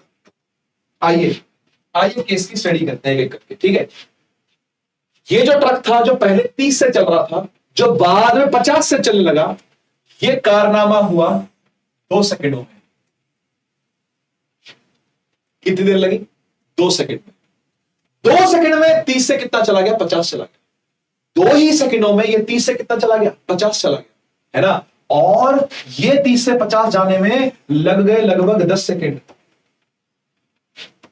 तो आप मुझे बताओ केस 1 और केस 2 में से किस केस में आपको लगता है ज्यादा फोर्स लगाई गई होगी? किस केस में आपको लगता है फोर्स ज्यादा लगाई गई होगी? भाई अगर एक ट्रक 30 से चल रहा है और उसके 50 स्पीड करनी है तो 2 ही सेकंड में करनी है, लेकिन ऐसा बोल रखा है 2 ही सेकंड में करनी है। तो भाई जोर से पैर दबाएगा वो जो ड्राइवर होगा, है ना, जोर से पैर मारेगा पेडल पे, है ना, ताकि भागे ट्रक तेजी से। तो 2 सेकंड के अंदर अंदर अगर 30 से 50 लेके जाना है और 10 सेकंड के अंदर अंदर अगर 30 से 50 लेके जाना है, तो कब ट्रक ड्राइवर जो है वो तेज पैडल मारेगा? ऑब्वियसली सर केस 1 में। तो मुझे बताओ फोर्स कहां पर ज्यादा जनरेट होगी? केस नंबर 1 में। समझ में आया भाई? समझो बात को। गया तो ये भी 30 से 50 ही है और गया ये भी 30 से 50 ही है, लेकिन ये गया है कम टाइम में और ये गया ज्यादा टाइम में। यानी यहां पर टाइम भी मैटर करता है।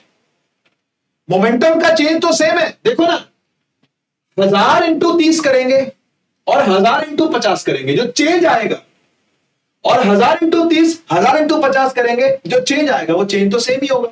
यानी इन दोनों केसेस के अंदर जो डेल्टा पी है वो तो सेम ही है, मोमेंटम का चेंज तो सेम ही है, लेकिन टाइम देखो, टाइम देखो, यहां पे टाइम कम है और यहां पे टाइम क्या है बेटा? ज्यादा है। तो भाई मोमेंटम का जो चेंज हो रहा है, बात को समझो, मोमेंटम का जो चेंज हो रहा है वो यहां कम टाइम में हो रहा है। यानी यहां पर फोर्स ऑब्वियसली एफर्ट जो है वो ज्यादा लगेगा होंगे, ज्यादा फोर्स लगाई गई होगी, और यहां पर आराम से हो रहा है। टाइम बहुत है, टाइम बहुत है, 10 सेकंड का टाइम है, टाइम ज्यादा है, तो यहां फोर्स क्या लगी होगी बेटा? कम लगी होगी। क्या समझ में आया? फोर्स का मतलब क्या है? फोर्स का मतलब है कि मोमेंटम में चेंज तो लाना ही है। वो तो यहां भी आया 30 से 50, मोमेंटम का चेंज है क्या? हाँ है। 30 से 50 मोमेंटम का चेंज है क्या? हाँ है। अच्छा, क्या सेम चेंज है क्या? हाँ, ये भी 30 से 50 ही आया, ये भी 30 से 50 ही आया, मोमेंटम का चेंज तो सेम है, लेकिन वही चेंज को एक बार जल्दी लाया गया और एक बार धीमे धीमे लाया गया, धीरे धीरे लाया गया। किस केस में धीरे धीरे लाया गया? नीचे वाले केस में। तो वहां पर फोर्स कम लगाई गई होगी, इसलिए धीमा धीमा चेंज आया, और यहां पर फोर्स ज्यादा लगाई गई होगी, इसलिए तेजी से चेंज आ गया। क्या समझ में आ रही है बात? तो जहां पर टाइम कम वहां पर फोर्स ज्यादा, जहां पर टाइम ज्यादा वहां पर फोर्स कम। सही है। अच्छा, अब एक बात बताओ, अगर मैं केस 3 को केस 2 से कंपेयर करके दिखाऊं आपको कि भाई 30 से 70 गया 10 सेकंड में, 10 सेकंड में, तो आप बताओ केस 2 और केस 3 किस केस में फोर्स ज्यादा लगी होगी? किस केस में फोर्स ज्यादा लगी होगी? 30 से 50 आया है 10 सेकंड में, और ये 30 से 70 आया है 10 सेकंड में। टाइम तो सेम है, इस बार टाइम तो सेम है, लेकिन आप चेंज तो देखो, चेंज तो देखो, ये 30 से 50 आया, 30 से 70 आया, यहां पर तो 20 की स्पीड का ही चेंज है, यहां पर तो 40 की स्पीड का चेंज है भाई। यानी मोमेंटम का चेंज यहां पे कम है।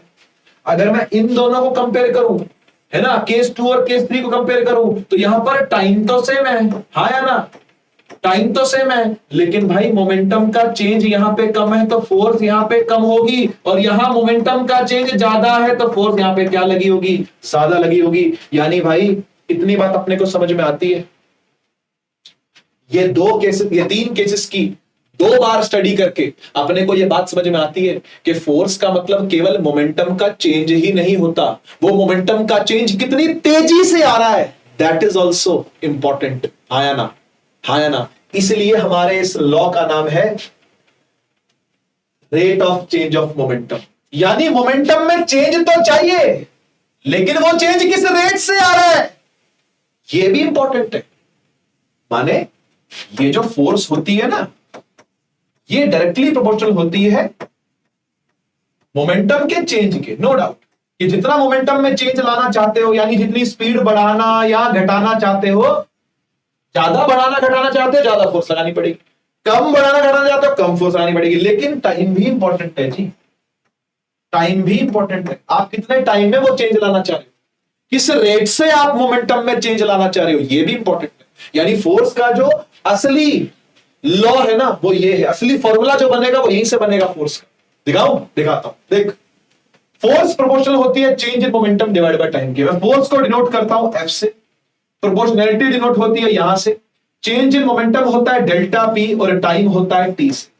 प्रोपोर्शनैलिटी का साइन हटेगा, इक्वल टू लगेगा, के नाम का कांस्टेंट लगता है। ये मैथ्स वालों ने प्रथा बना रखी है भाई, है ना, ये हमने नहीं किया। ये प्रोपोर्शनैलिटी हटा के यहाँ कांस्टेंट लगा दो, ऐसे काम हमारे फिजिक्स वालों के नहीं है, ये मैथ वालों ने करे। बाद में पता क्या बोलते हैं, बाद में बोलते हैं इसको 1 ले लो तुम तो ठीक है भाई, फिर हमने 1 ले लिया इसको, फिर हमने इसको 1 ले लिया के को, है ना। तो ये एफ बराबर क्या हो गया, एफ बराबर हो गया डेल्टा पी बाई टी। ऊपर लिखता हूं थोड़ा इसको, F is equal to delta P by T. तो दिस इज द फॉर्मूला, ये असली फॉर्मूला है फोर्स का, ये फोर्स का एक्चुअल फॉर्मूला है डेल्टा पी बाई टी। ये फोर्स का असली फॉर्मूला है डेल्टा पी बाई टी। एक बार फिर से पढ़ लो जरा, लॉ क्या है। कह रहा है जो चेंज ऑफ मोमेंटम का रेट होता है ना, यानी मोमेंटम में चेंज आप धीरे लाए हो या तेज लाए हो, रेट का मतलब होता है कोई काम धीरे करना या तेज करना। सही बात है कि नहीं? अरे ये पहले भी पढ़ा हुआ है, rate of change of velocity, acceleration, rate of distance travelled, speed, rate of displacement done, velocity आ रहा है यार।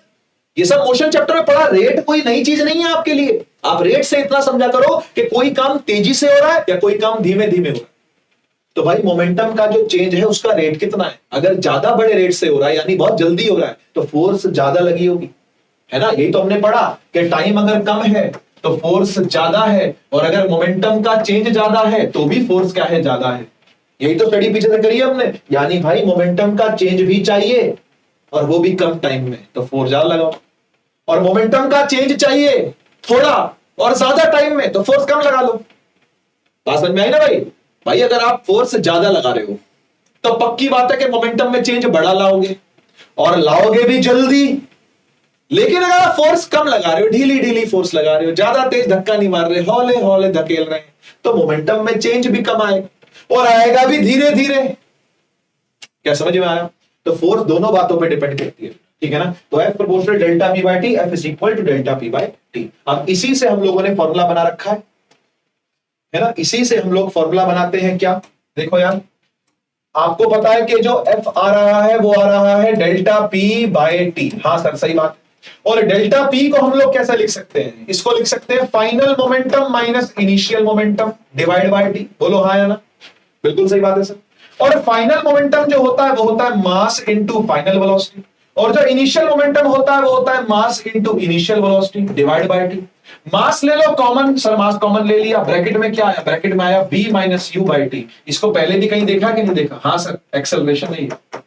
बोलो भाई F is equal to M A आ गया कि नहीं आ गया? बोला था ना इस फॉर्मूले को हम डिराइव करेंगे, कर दिया।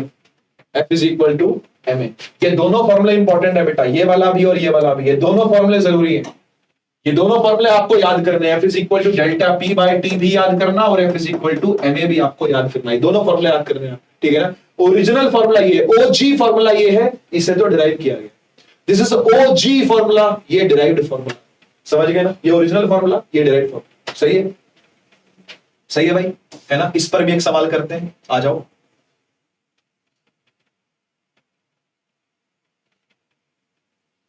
हाँ ये रहा। An object of mass 100 kg is accelerating uniformly from velocity 5 meter per second to 8 meter per second in 6 seconds. Calculate the initial and final momentum of the object. Also find the magnitude of the force exerted on the object. भाई ये सवाल NCERT back exercise का, लेकिन एक important सवाल, एक important सवाल देखो। क्या कह रहा है, एक मास है 100 kg का, 100 किलो का, उसे एक्सेलरेट कर रहे हैं, यानी पहले 5 की स्पीड थी, 6 सेकंड बिता दिए, 6 सेकंड बिता दिए, 6 सेकंड तक लगातार फोर्स लगाते रहे और इसकी स्पीड 5 से हो गई 8, है ना? ऐसा ही हुआ कि नहीं हुआ? चेक कर लो, चेक कर लो। यही कह रहा है ना सवाल, यही कह रहा है ना सवाल, है ना, कि 100 किलो का मास था, 5 से चल रहा था और 6 सेकंड तक लगातार फोर्स लगाते रहे। अब ये किससे चल रहा है? अब ये 8 से चल रहा है। ठीक है, तो आप बताइए कि इस पर हाँ, इसका इनिशियल मोमेंटम कितना है, इसका फाइनल मोमेंटम कितना है और इस पर फोर्स कितनी लग रही है, तीनों आपको निकालने हैं। आओ करते हैं, आओ करते हैं। बेटा इनिशियल मोमेंटम जो होगा वो मास इंटू इनिशियल वेलोसिटी होगा, फाइनल मोमेंटम जो होगा वो मास इंटू फाइनल वेलोसिटी होगा, और जो फोर्स होता है वो होता है डेल्टा पी बाई टी, मतलब फाइनल माइनस इनिशियल अपॉन में टाइम। आप यहां पर एमए से भी कर सकते हो, उसी से तो आया है वो, उससे भी हो सकता है, लेकिन वो चाह क्या रहा है आप ये समझो ना, वो चाह रहा है कि आप ये फॉर्मूला लगाओ, आप F is equal to delta P by T को लगाओ, तभी तो वो इनिशियल फाइनल की बातें कर रहा है, नहीं तो ना करता, वो सीधा बोलता चल भाई फोर्स निकाल। अगर उसने आपसे इनिशियल निकलवाया है, फाइनल निकलवाया है, तो उसकी इज्जत तो रखो। ठीक है, आओ देखो, आओ देखो, मास इंटू इनिशियल वेलोसिटी, मास कितना है 100, इनिशियल वेलोसिटी कितनी है 5, कितना आ गया बेटा 500 kg मीटर पर सेकंड आ गया। मास इंटू वेलोसिटी देखते हैं, मास कितना है 100, फाइनल वेलोसिटी कितनी है 8, कितना आ गया, ये आ गया 800 kg मीटर पर सेकंड। सही है, तो यहां पर फाइनल रखो, फाइनल कितना है 800, इनिशियल कितना है 500, टाइम से डिवाइड कर दो, टाइम कितना है 6 सेकंड। बोल भाई 800 में से 500 का कितना बचा 300, 300 बटा 6 काटा तो 50 न्यूटन इज द आंसर, है ना? है ना भाई? मैच हो गया, आंसर मैच होना चाहिए। ठीक है, आंसर आपने मैच करना है, तो find the magnitude of the force. Magnitude कितना है फोर्स का, यानी वैल्यू कितनी है फोर्स की 50 न्यूटन। समझ गए? तो इस तरीके से आपने आगे बढ़ना है, ठीक है, सवालों में। चलिए, बड़े ही प्यारे कंसेप्चुअल सवाल पर आते हैं। सवाल है, Why does the cricketer draw his hands backwards while catching a ball? आपने देखा होगा, है ना, आपने देखा होगा कि जब भी कोई बॉल पकड़ता है अपने हाथों को ऐसे पीछे लेकर के जाता है, ऐसे ऐसे। क्यों? अपने हाथों को ऐसे पीछे ड्रॉ करने का क्या मतलब है? क्यों पीछे खींचता है अपने हाथ? अपने हाथ इसलिए पीछे खींचता है क्योंकि वो नहीं चाहता कि उसको चोट लगे। F is equal to delta P by T, इस कारण से वो करता है ऐसा काम। मैं आपको समझाता हूं कैसे। देखो, मान लो कि वो अपने हाथों को पीछे नहीं लेके जाता, वो ऐसे ही पकड़ लेता, तो पता क्या होता? जो बॉल बहुत स्पीड से चलती आ रही है ना, उसका मोमेंटम एकदम से जीरो हो जाता। वो चाहता है कि एकदम से जीरो ना हो, टाइम लेके जीरो हो। वो टाइम लेता है, वो टाइम को बढ़ाता है। देखो भाई, सीधी सी बात है कि मोमेंटम में चेंज तो होना ही है, ये तो सत्य बात है ना, ये तो अखंड सत्य है। मोमेंटम में चेंज तो आएगा ही आएगा, ये तो अखंड सत्य है। मोमेंटम में चेंज तो आएगा, चाहे आप हाथों को ऐसे पीछे ले जाओ या फिर अपनी बॉडी पूरी ऐसे अड़ा के खड़े हो जाओगे। हम तो पूरी बॉडी से कैच पकड़ेंगे, बॉडी कैच, है ना, बॉडी से कैच पकड़ेंगे, है ना, या फिर अपने हाथ से ऐसे रजनीकांत की तरह खड़े हो जाओगे, बॉल आए और ठक करके इसको पकड़ ले, ऐसे ठक करके और ऐसे पकड़ ले, ये भी कर सकते हो, लेकिन चोट लगेगी, बॉडी पे चोट लग सकती है, हाथ पे चोट लग सकती है। तो इसलिए चोट ना लगे, फोर्स ज्यादा फील ना हो, इसलिए हाथों को पीछे लेकर के जाते, क्योंकि मोमेंटम तो जीरो कर ही देंगे। हाथों को पीछे ले जाते मोमेंटम तो जीरो कर ही देंगे, लेकिन टाइम बढ़ा रहे हैं। मोमेंटम के जीरो होने का टाइम बढ़ा रहे हैं। मोमेंटम का चेंज ठप करके 1 सेकंड में नहीं हो रहा। एकदम से मोमेंटम का चेंज अगर हुआ तो फोर्स बहुत बढ़ जाएगी, है ना। अगर टाइम कम हुआ, यानी एकदम से बॉल रुक गई, आपके हाथ से टकराई, शरीर से टकराई और बॉल ठक करके रुक गई, तो बहुत ज्यादा चोट लगेगी, क्योंकि टाइम कम है, तो फोर्स कैसी होगी, ज्यादा होगी, है ना। लेकिन अगर आप हाथों को पीछे लेके जाओगे तो बेसिकली आप टाइम को इंक्रीज कर रहे हो, फोर्स कैसी मिलेगी आपको, कम मिलेगी। तो बस इतना ही आंसर है इसका, है ना, कि फोर्स को वो क्या करता है, डिक्रीज करवाता है, क्योंकि टाइम इंक्रीज करवाता है। सिमिलर सवाल ये है, आप इसको होमवर्क में करेंगे, और मैं चाहता हूं, होमवर्क का मतलब ये हुआ कि आप इसको कमेंट्स में आंसर करेंगे, ठीक है ना। बिल्कुल सिमिलर सवाल है, सिमिलर कॉन्सेप्ट है। दिमाग लगाना और सोचना कि जब हम एक पक्के फ्लोर पे गिरते हैं तो चोट ज्यादा क्यों लगती है, मिट्टी में गिरते हैं तो चोट उतनी नहीं लगती है, फर्श पे गिरने पर चोट ज्यादा क्यों आती है।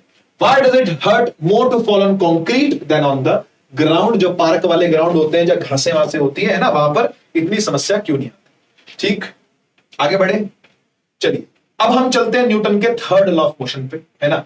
ये हमारा लास्ट टॉपिक है न्यूटन का थर्ड लॉ ऑफ मोशन। इसके बाद हम लोग लेक्चर को एंड करेंगे कुछ सवालों के साथ। सवाल जरूर करवाऊंगा, है ना, ताकि एक कंप्लीट पैकेज आपको फील हो, है ना। ऐसा फील ना हो कि भाई सिर्फ थ्योरी थ्योरी करवा गए, न्यूमेरिकल कहां। इसलिए मैं बीच बीच में न्यूमेरिकल भी आपको करवा रहा हूं। न्यूमेरिकल करने बहुत जरूरी है, और इस चैप्टर में न्यूमेरिकल कम ही है, ज्यादा न्यूमेरिकल है नहीं, है ना। ग्रेविटेशन में अच्छे खासे हैं, तो नेक्स्ट लेक्चर के अंदर हम जब मिलेंगे तो ज्यादा ऑब्वियसली न्यूमेरिकल करेंगे, ठीक है जी। तो जरा 1 सेकंड का टाइम मुझे दो, है ना। कुछ एनिमेशन आपको दिखा देता हूं मैं, क्योंकि एनिमेशन में बहुत सारा लाया हूं आपके लिए।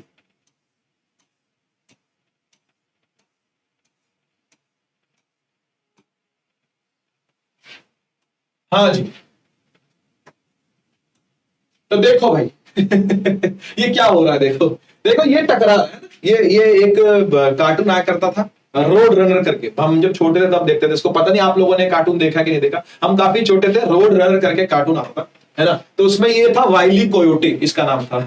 नाम ही ऐसा भाई, वाइली वाइली कोयोटी, ऐसा कुछ नाम था इसका, ठीक है। आप सर्च कर लेना, मुझे ज्यादा आइडिया नहीं है ना। मैं भूल भी गया हूं क्योंकि बहुत छोटा तब देखता था, है ना। और ये एक रोड रनर के आगे आगे भागता है। तो वो रोड रनर पता क्या करता है, कभी कभी वो ना ऐसे दीवारों पर ऐसे पेंट कर जाता है, पहाड़ों में ऐसे पेंट कर जाता है, इसको लगता है कि वो सड़क है ना, और आके इस पर टकराता है। लेकिन आप देखो जब ये इस पर टकरा रहा है तो टक्कर खा के वापस पीछे क्यों जा रहा है भाई। टकराए, दीवार टूटे, ये पीछे क्यों आ रहा है। हम जब अपना हाथ लेकर के जोर से मारते हैं किसी चीज पर तो हमारा हाथ दर्द करने लगता है। क्यों क्यों भाई। अगर आप एक मुक्का बना के जोरदार मारो, जमीन पे मारो या दीवार पे मारो, तो आपकी उंगलियों में पेन क्यों होने लगता है भाई। जिस पर मारा वो टूटे, वो उखड़े, प्लास्टर उखड़ जाए, ईट निकल जाए उसकी, है ना, सीमेंट निकल जाए उसका, पेंट खराब हो जाए उसका। आपके हाथ में चोट क्यों लग रही है। आपने फोर्स लगाई ना, बात समझ रहे हो, आपने फोर्स लगाई ना। किस पर लगाई, दीवार पर, तो दीवार टूटे। भाई तुमने दीवार को मारा, दीवार गई, तुम्हें चोट क्यों लग रही है, क्योंकि दीवार ने भी उसी क्षण बिना किसी डिले के आपके हाथ पर भी फोर्स लगा दी होती है। तो ऐसा ही कुछ यहां पर भी हो रहा है इसके साथ। ये वाइली कोयोटे असल में पहाड़ के एक उससे टकरा गया, है ना, चट्टान से क्या किया इसे, ये टकरा गया बेचारा, है ना। जब ये टकराया तो चट्टान ने भी इसके ऊपर क्या लगा दी, फोर्स लगा दी। इसने टक्कर खा के देखो पीछे जा रहा है, टक्कर खाया पीछे जा रहा है, टक्कर खाया पीछे जा रहा है। इसे कहते हैं न्यूटन का third law of motion. Newton का थर्ड लॉ ऑफ मोशन ये कहता है कि आप जितनी फोर्स किसी बॉडी पर लगाओगे वो बॉडी आप पर भी इक्वल एंड ऑपोजिट फोर्स लगाएगी, और बिना किसी डिले के। लिखा हुआ पढ़ लेते हैं। It states that when a body exerts a force on the second body, जब एक बॉडी दूसरी बॉडी पर फोर्स लगाती है तो दूसरी body, the second body, exerts equal and opposite force on the first body। तो दूसरी बॉडी भी पहली बॉडी पर इक्वल अमाउंट में फोर्स लगाती है, ऑपोजिट डायरेक्शन में। इक्वल अमाउंट की फोर्स ऑपोजिट डायरेक्शन में लगाती है, ठीक है ना। इसी को कहते हैं to every action there is an equal and opposite reaction. हर एक्शन का रिएक्शन, हर क्रिया की प्रतिक्रिया अवश्य होती है, ऐसा बोलते हैं ना हिंदी में। इंग्लिश में कहते हैं to every action there is an equal and opposite reaction. हमने एक्शन लगाया, दीवार ने तुरंत हमारे हाथ पर क्या लगा दिया, रिएक्शन। हमारा हाथ दुखने लगता है, उसी टाइम ही दर्द करने लगता है कि नहीं, ऐसा होता है कि नहीं होता। लेकिन थर्ड लॉ केवल इतनी छोटी बात नहीं है कि बस हाँ एक्शन लगाया, रिएक्शन लग गया, इक्वल होते अपोजिट होते, बस खत्म, इतना नहीं है, और भी है। आइए और समझते हैं कि न्यूटन का थर्ड लॉ ऑफ मोशन क्या है।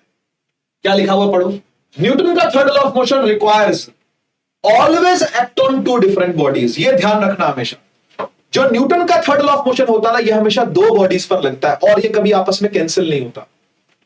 इट डजंट कैंसिल आउट, ये कभी भी कैंसिल नहीं होता। जैसे यहां देखो, मैं समझाता हूं इसको। यहां देखो, मान लो एक मास है m1, है ना, ये एक और मास से टकराया m2। तो m1 ने m2 पर फोर्स लगाई राइट साइड पर, और m2 ने m1 पर फोर्स लगाई लेफ्ट साइड। इस फोर्स को हम लोग बोलेंगे, ये फोर्स 2 पर लगी है 1 के द्वारा। इंग्लिश में कहते हैं force on 2 due to 1, force on 2 due to 1। और जो 2 ने 1 पर लगाई है हम उसे बोलेंगे फोर्स ऑन 1 ड्यू टू 2। और आपको मैं बता दूं कि ये 1,2 और 2,1 ये इक्वल होते हैं और ऑपोजिट भी होते हैं। ये इक्वल होते हैं और ऑपोजिट भी होते हैं। देख लो, इक्वल का भी साइन आया हुआ है और माइनस का मतलब ऑपोजिट का भी साइन आया हुआ है। यानी एक इस दिशा में लग रही है तो दूसरी पिछली दिशा में ही आएगी, पक्की बात, ठीक है। तो F12 is equal to minus of F21, इस तरीके से लिखा जाता है। लेकिन मैं आपसे पूछना चाहता हूं कि अगर ये दोनों फोर्सेस इक्वल हैं, अगर ये दोनों ही फोर्स इक्वल हैं और ऑपोजिट है, यानी ये वाली भी 5 न्यूटन की है और ये वाली भी 5 न्यूटन की है, तो क्या 5 से 5 कट जाएगा? क्या मानते हो आप? क्या मानते हो आप कि क्या ये एक्शन और रिएक्शन फोर्सेस आपस में एक दूसरे को काट देती हैं क्या? जी नहीं बेटा, एक्शन रिएक्शन एक दूसरे को नहीं काटता। पता है क्यों नहीं काटता? क्योंकि ये बैलेंस अनबैलेंस वाली कंडीशन नहीं है। उसमें क्या था पता है? बैलेंस अनबैलेंस वाली कंडीशन में पता है क्या था? क्यों फोर्स कट जाती है? क्योंकि वो एक ही बॉडी पर लग रही है। एक ही बॉडी पर लगने वाली फोर्स कटती है बेटा। अगर इस तरफ 5 न्यूटन लगे और इस तरफ भी 5 न्यूटन लगे, लेकिन लगे तो एक ही बॉडी पर रहा है ना, ये कट जाएगा। लेकिन ये नहीं कटेगा, ये अलग अलग बॉडीज पर है, ये अलग अलग बॉडीज पर है। M2 पर ये वाली फोर्स है और M1 पर ये वाली फोर्स है, तो ये कैसे कट जाएगा? ये नहीं कट सकता। और सोचो कट जाता, अगर कोई आपके मन में एक बार कोई आया कि नहीं सर कट जाएगा, इक्वल अपोजिट है, कट जाना चाहिए, तो फिर कट ही जाएगा अगर, तो फिर आप दीवार पर मारते रहो। चोट क्यों लग रही है फिर आपको? इसका मतलब असर हो रहा है। आप दीवार पर मार रहे हो, दीवार भी टूट रही है, आपका हाथ भी टूट रहा है, दोनों पर असर हो रहा है भैया। कटना होता तो असर ना होता ना भाई। मुझे बताओ, बैलेंस फोर्स का कोई असर होता है क्या? नहीं, बैलेंस फोर्स का तो कोई असर होता नहीं, तो ये बैलेंस फोर्स नहीं है। बात को समझो। Always act on 2 different bodies. ये सिंगल बॉडी पर नहीं लगती जो कट जाएगी। ये एक बॉडी पर लगने वाली 2 फोर्सेस नहीं है, ये 2 बॉडीज पर लगने वाली 2 फोर्सेस है। क्या समझ में आया? एक बॉडी पर लगने वाली 2 फोर्स नहीं है, ये 2 बॉडीज पर लगने वाली 2 फोर्सेस है। ठीक है? Always act on 2 different bodies. Action reaction pair has forces of same nature. ये भी ध्यान रखना, एक्शन और रिएक्शन का जो पेयर होता है ये हमेशा सेम नेचर का होता है। सेम नेचर का। जैसे मान लो 2 बहनें हैं, 2 बहनें हैं ना, तो एक बहन का नाम अगर ग्रेविटी है तो दूसरी बहन भी ग्रेविटी ही है। एक एक्शन फोर्स अगर ग्रेविटी होती है तो रिएक्शन फोर्स भी ग्रेविटी ही होती है। एक्शन फोर्स अगर फ्रिक्शन है तो रिएक्शन फोर्स भी फ्रिक्शन ही है। अगर एक्शन फोर्स कोई मैकेनिकल फोर्स है, मस्कुलर फोर्स है, तो रिएक्शन फोर्स भी मैकेनिकल फोर्स, मस्कुलर फोर्स होगी। अगर एक्शन फोर्स एक इलेक्ट्रिक फोर्स है तो रिएक्शन फोर्स भी एक इलेक्ट्रिक फोर्स ही होगी। समझ गए ना? सेम नेचर की होती है दोनों। ऐसा नहीं हो सकता कि एक ग्रेविटेशन है और दूसरी मैग्नेटिक है, एक फ्रिक्शन है दूसरी न्यूक्लियर है। ऐसा नहीं हो सकता। बहुत सारी फोर्सेस होती है नेचर में, है ना, तो ये नहीं हो सकता। समझ गए ना? सेम ही नेचर की दोनों फोर्सेस हो। ठीक है? तीसरा, फोर्सेस आर कोलिनियर। कोलिनियर का मतलब होता है एक ही लाइन में होनी चाहिए। ये देखो, ये देखो, यहां पर देखो, क्या ये दोनों एक लाइन में है? बिल्कुल है जी, बिल्कुल है जी, एक लाइन पर है ये, है ना, तो एक लाइन पर होनी चाहिए। अब आप बोलोगे सर ये भी तो एक लाइन पर है, तो मैंने ये कहां बोला कि नहीं है? मैंने ये कहां बोला कि ये कोलिनियर नहीं है? ये भी है, लेकिन क्या ये सब कुछ है? नहीं ना। बस ध्यान रखना, न्यूटन का थर्ड लॉ ऑफ मोशन ये सब कुछ फॉलो करेगा। इसमें से कुछ भी ना अगर हुआ तो फॉलो नहीं होगा। न्यूटन का थर्ड लॉ ऑफ मोशन की रिक्वायरमेंट ये सब है। चौथा है नो डिले। चौथा है नो डिले, यानी कोई डिले नहीं होगा। जैसे ही एक्शन लगेगा तुरंत रिएक्शन लग जाएगा। ये नहीं कि 1 साल के बाद आ रहा बदला लेने के लिए, बदला लूंगा अब मैं, बाप का, दादा का, भाई का, सबका बदला लेगा तेरा फैजल, तो फैजल बदला ले रहा 20 साल बाद ना। ऐसा नहीं होता। एक्शन का रिएक्शन तुरंत मिलता है। एक्शन का रिएक्शन तुरंत मिलता है। समझ गए? कोई डिले नहीं होता। और ये चारों चीजें अगर होंगी सिद्ध, तो ही न्यूटन का थर्ड लॉ ऑफ मोशन सिद्ध होगा। नहीं तो न्यूटन का थर्ड लॉ ऑफ मोशन नहीं हो रहा, कुछ और हो रहा है। फिर वो आप चेक करो क्या हो रहा है फिर। समझ गए ना? तो ये न्यूटन का थर्ड लॉ ऑफ मोशन है। इसके कुछ एग्जांपल्स भी बेटा हम लोग देखते हैं। ठीक है ना? कुछ एग्जांपल्स आपकी एनसीईआरटी के ही है, जिसका मैं एनिमेशन लेकर के आया हुआ हूं। ठीक है ना? तो एक बार आओ चेक करते हैं। सबसे पहला देखो, इसमें एक व्यक्ति लात मार रहा है गाड़ी को, पता नहीं क्या दुश्मनी है इसकी, कोई जा रहा होगा इसमें बैठ करके इसका, है ना, तो उसने लात मारी दे के गाड़ी पे, लेकिन खुद ही गिर गया बेचारा, है ना। तो एक्शन किसने किस पर किया? टांग ने किया गाड़ी पर, और रिएक्शन किसने किया? गाड़ी ने किया टांग पर। समझ गए ना? एक्शन लगाया इसकी टांग ने गाड़ी पर, और रिएक्शन लगाया गाड़ी ने इसकी टांग पर, और ये पीछे को हिल गया, पीछे को चला गया, सेपरेट हो गए दोनों। ठीक है ना? और देखो यहां देखो, दीदी चला रही है बंदूक, लेकिन गन ने मारी रिकॉइल, बंदूक ने मारी रिकॉइल, और दीदी गिर गई, है ना। ये क्यों हो रहा है? इसलिए हो रहा है क्योंकि एक्शन लग रहा है बुलेट का आगे, है ना, और बुलेट पीछे रिएक्शन लगाती हुई जा रही है। जब बुलेट गोली निकली नली में से बंदूक की, वो पीछे रिएक्शन लगाती हुई गई है, वो पीछे रिएक्शन लगाती हुई गई है, इसलिए व्यक्ति पीछे को झूल गया, है ना। ये देखो स्प्रिंकलर, वाटर स्प्रिंकलर, ये भी एक्शन रिएक्शन पर ही वर्क करता है। इसमें जो पानी है वो बौछार जब आगे मारता है तो पीछे झटका मारता हुआ निकलता है। यानी पाइप पानी पर आगे फोर्स लगाता है और पानी पाइप पर पीछे फोर्स लगाता है। आपने देखा भी होगा जो ये होज होते हैं, बड़े बड़े पाइप होते हैं आग बुझाने वाले, है ना, फायरमैन वाले जो होज होते हैं, है ना, वो उनको कस के पकड़ते हैं आगे, इतने बड़े बड़े हैंडल लगे होते हैं उसके कस के पकड़ने के लिए, ताकि ऐसे बौछार मारे, है ना, और आग बुझा दे। किसी बिल्डिंग में आग लगी हुई है तो फुहारा बनाते हैं ना आग बुझाने के लिए, है ना, तो कस के पकड़ते हैं हैंडल को। कारण क्या है? कारण यही है कि अगर कस के नहीं पकड़ा तो इतनी फोर्स से वो पानी आगे जा रहा है कि वो सारा का सारा रिएक्शन जो है वो पाइप पर लगा है और पाइप से करता हुआ पीछे आ जाए। मैन एंड बोट बड़ा ही मशहूर एग्जांपल है। आप देखो ये मैन जो है ये बोट से होता हुआ लैंड पे गया, लेकिन बोट पीछे सरक गई। बोट पीछे क्यों सरक गई? क्योंकि ये बोट पर एक्शन लगा के आया। ये बोट पर एक्शन लगा के आया, बोट ने इस पर क्या लगाया? रिएक्शन लगाया, इसलिए आगे बढ़ गया। समझ रहे हो ना? हम जब चलते हैं ना तो भी यही होता है, हम जमीन को पीछे सरका रहे होते हैं, यानी जमीन पर पीछे एक्शन लगा रहे होते हैं और जमीन हम पर आगे रिएक्शन लगा रही होती है, इसलिए हम चल पाते हैं। हम तैरते भी ऐसे ही है, पता आपको? जब तैरते हैं ना हम पानी पर पीछे एक्शन लगाते हैं और पानी हम पर रिएक्शन आगे लगाता है ना। चप्पू चलाते देखा है आपने कभी? चप्पू कहां मारते हैं? पीछे मारते हैं और तब नाव आगे चलती है। बोलो हाँ या ना? यानी फोर्स कहां लगा रहे हैं? पानी पर पीछे, और पानी फोर्स कहां लगाएगा? आगे। एक रॉकेट है ना जो कि प्रोपेल कर रहा है, रॉकेट प्रोपल्शन है ये, है ना, एक रॉकेट प्रोपेल कर रहा है। ये कैसे प्रोपेल करेगा? कैसे उड़ रहा है?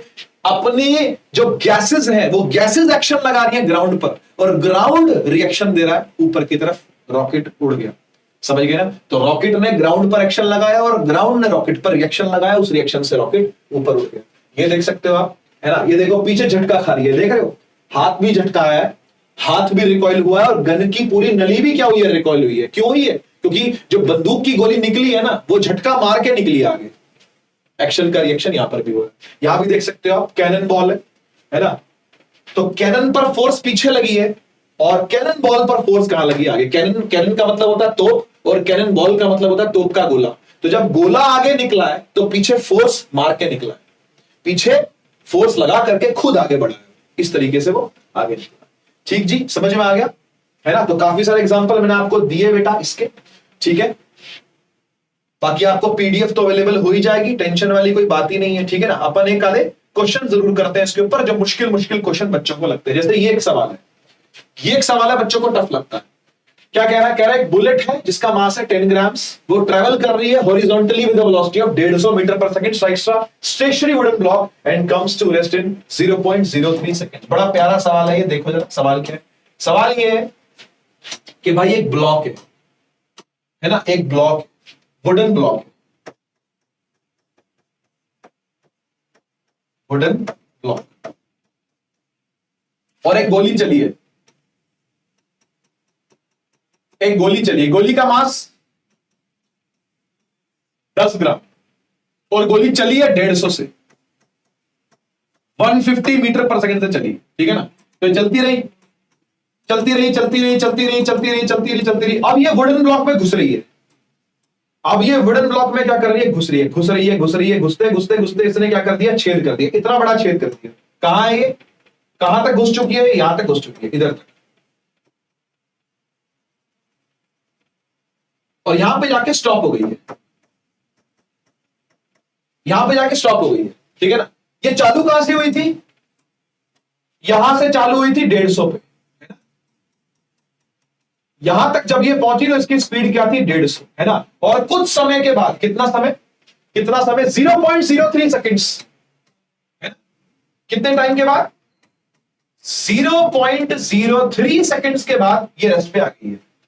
150 से इसने छेदना चालू किया किया किया किया किया, पेनिट्रेट होती रही होती रही होती रही, और फिर 0.03 सेकंड के बाद क्या हो गया? ये रुक गई, ये रुक गई। तो आपको दो चीजें बतानी है, आपको बताना है एक तो इसने कितने अंदर तक छेद किया है, कितने अंदर तक जाके घुसी है ये, एक तो ये निकालना है। दूसरा, इस वुडन ब्लॉक ने इस बुलेट पर कितनी फोर्स पीछे लगाई है, कितनी फोर्स इस वुडन ब्लॉक ने इस बुलेट पर पीछे लगाई है इसको रोकने के लिए, है ना भाई। इसीलिए रोका है ना, नहीं तो चलती रहती, है ना। रुकी क्यों है ये रुकी क्यों है? क्योंकि वुडन ब्लॉक ने इस पर पीछे फोर्स लगाई। दोनों चीजें आपको निकालनी है। आइए एक बार गिवन देख लें क्या क्या है, एक बार गिवन देख लें क्या क्या है। देखो, बुलेट जब यहां पहुंची तब इसके ऊपर फोर्स लगनी चालू हुई, ठीक है ना। तो इसकी इनिशियल वेलोसिटी क्या थी? इसकी इनिशियल वेलोसिटी थी 150 मीटर पर सेकेंड।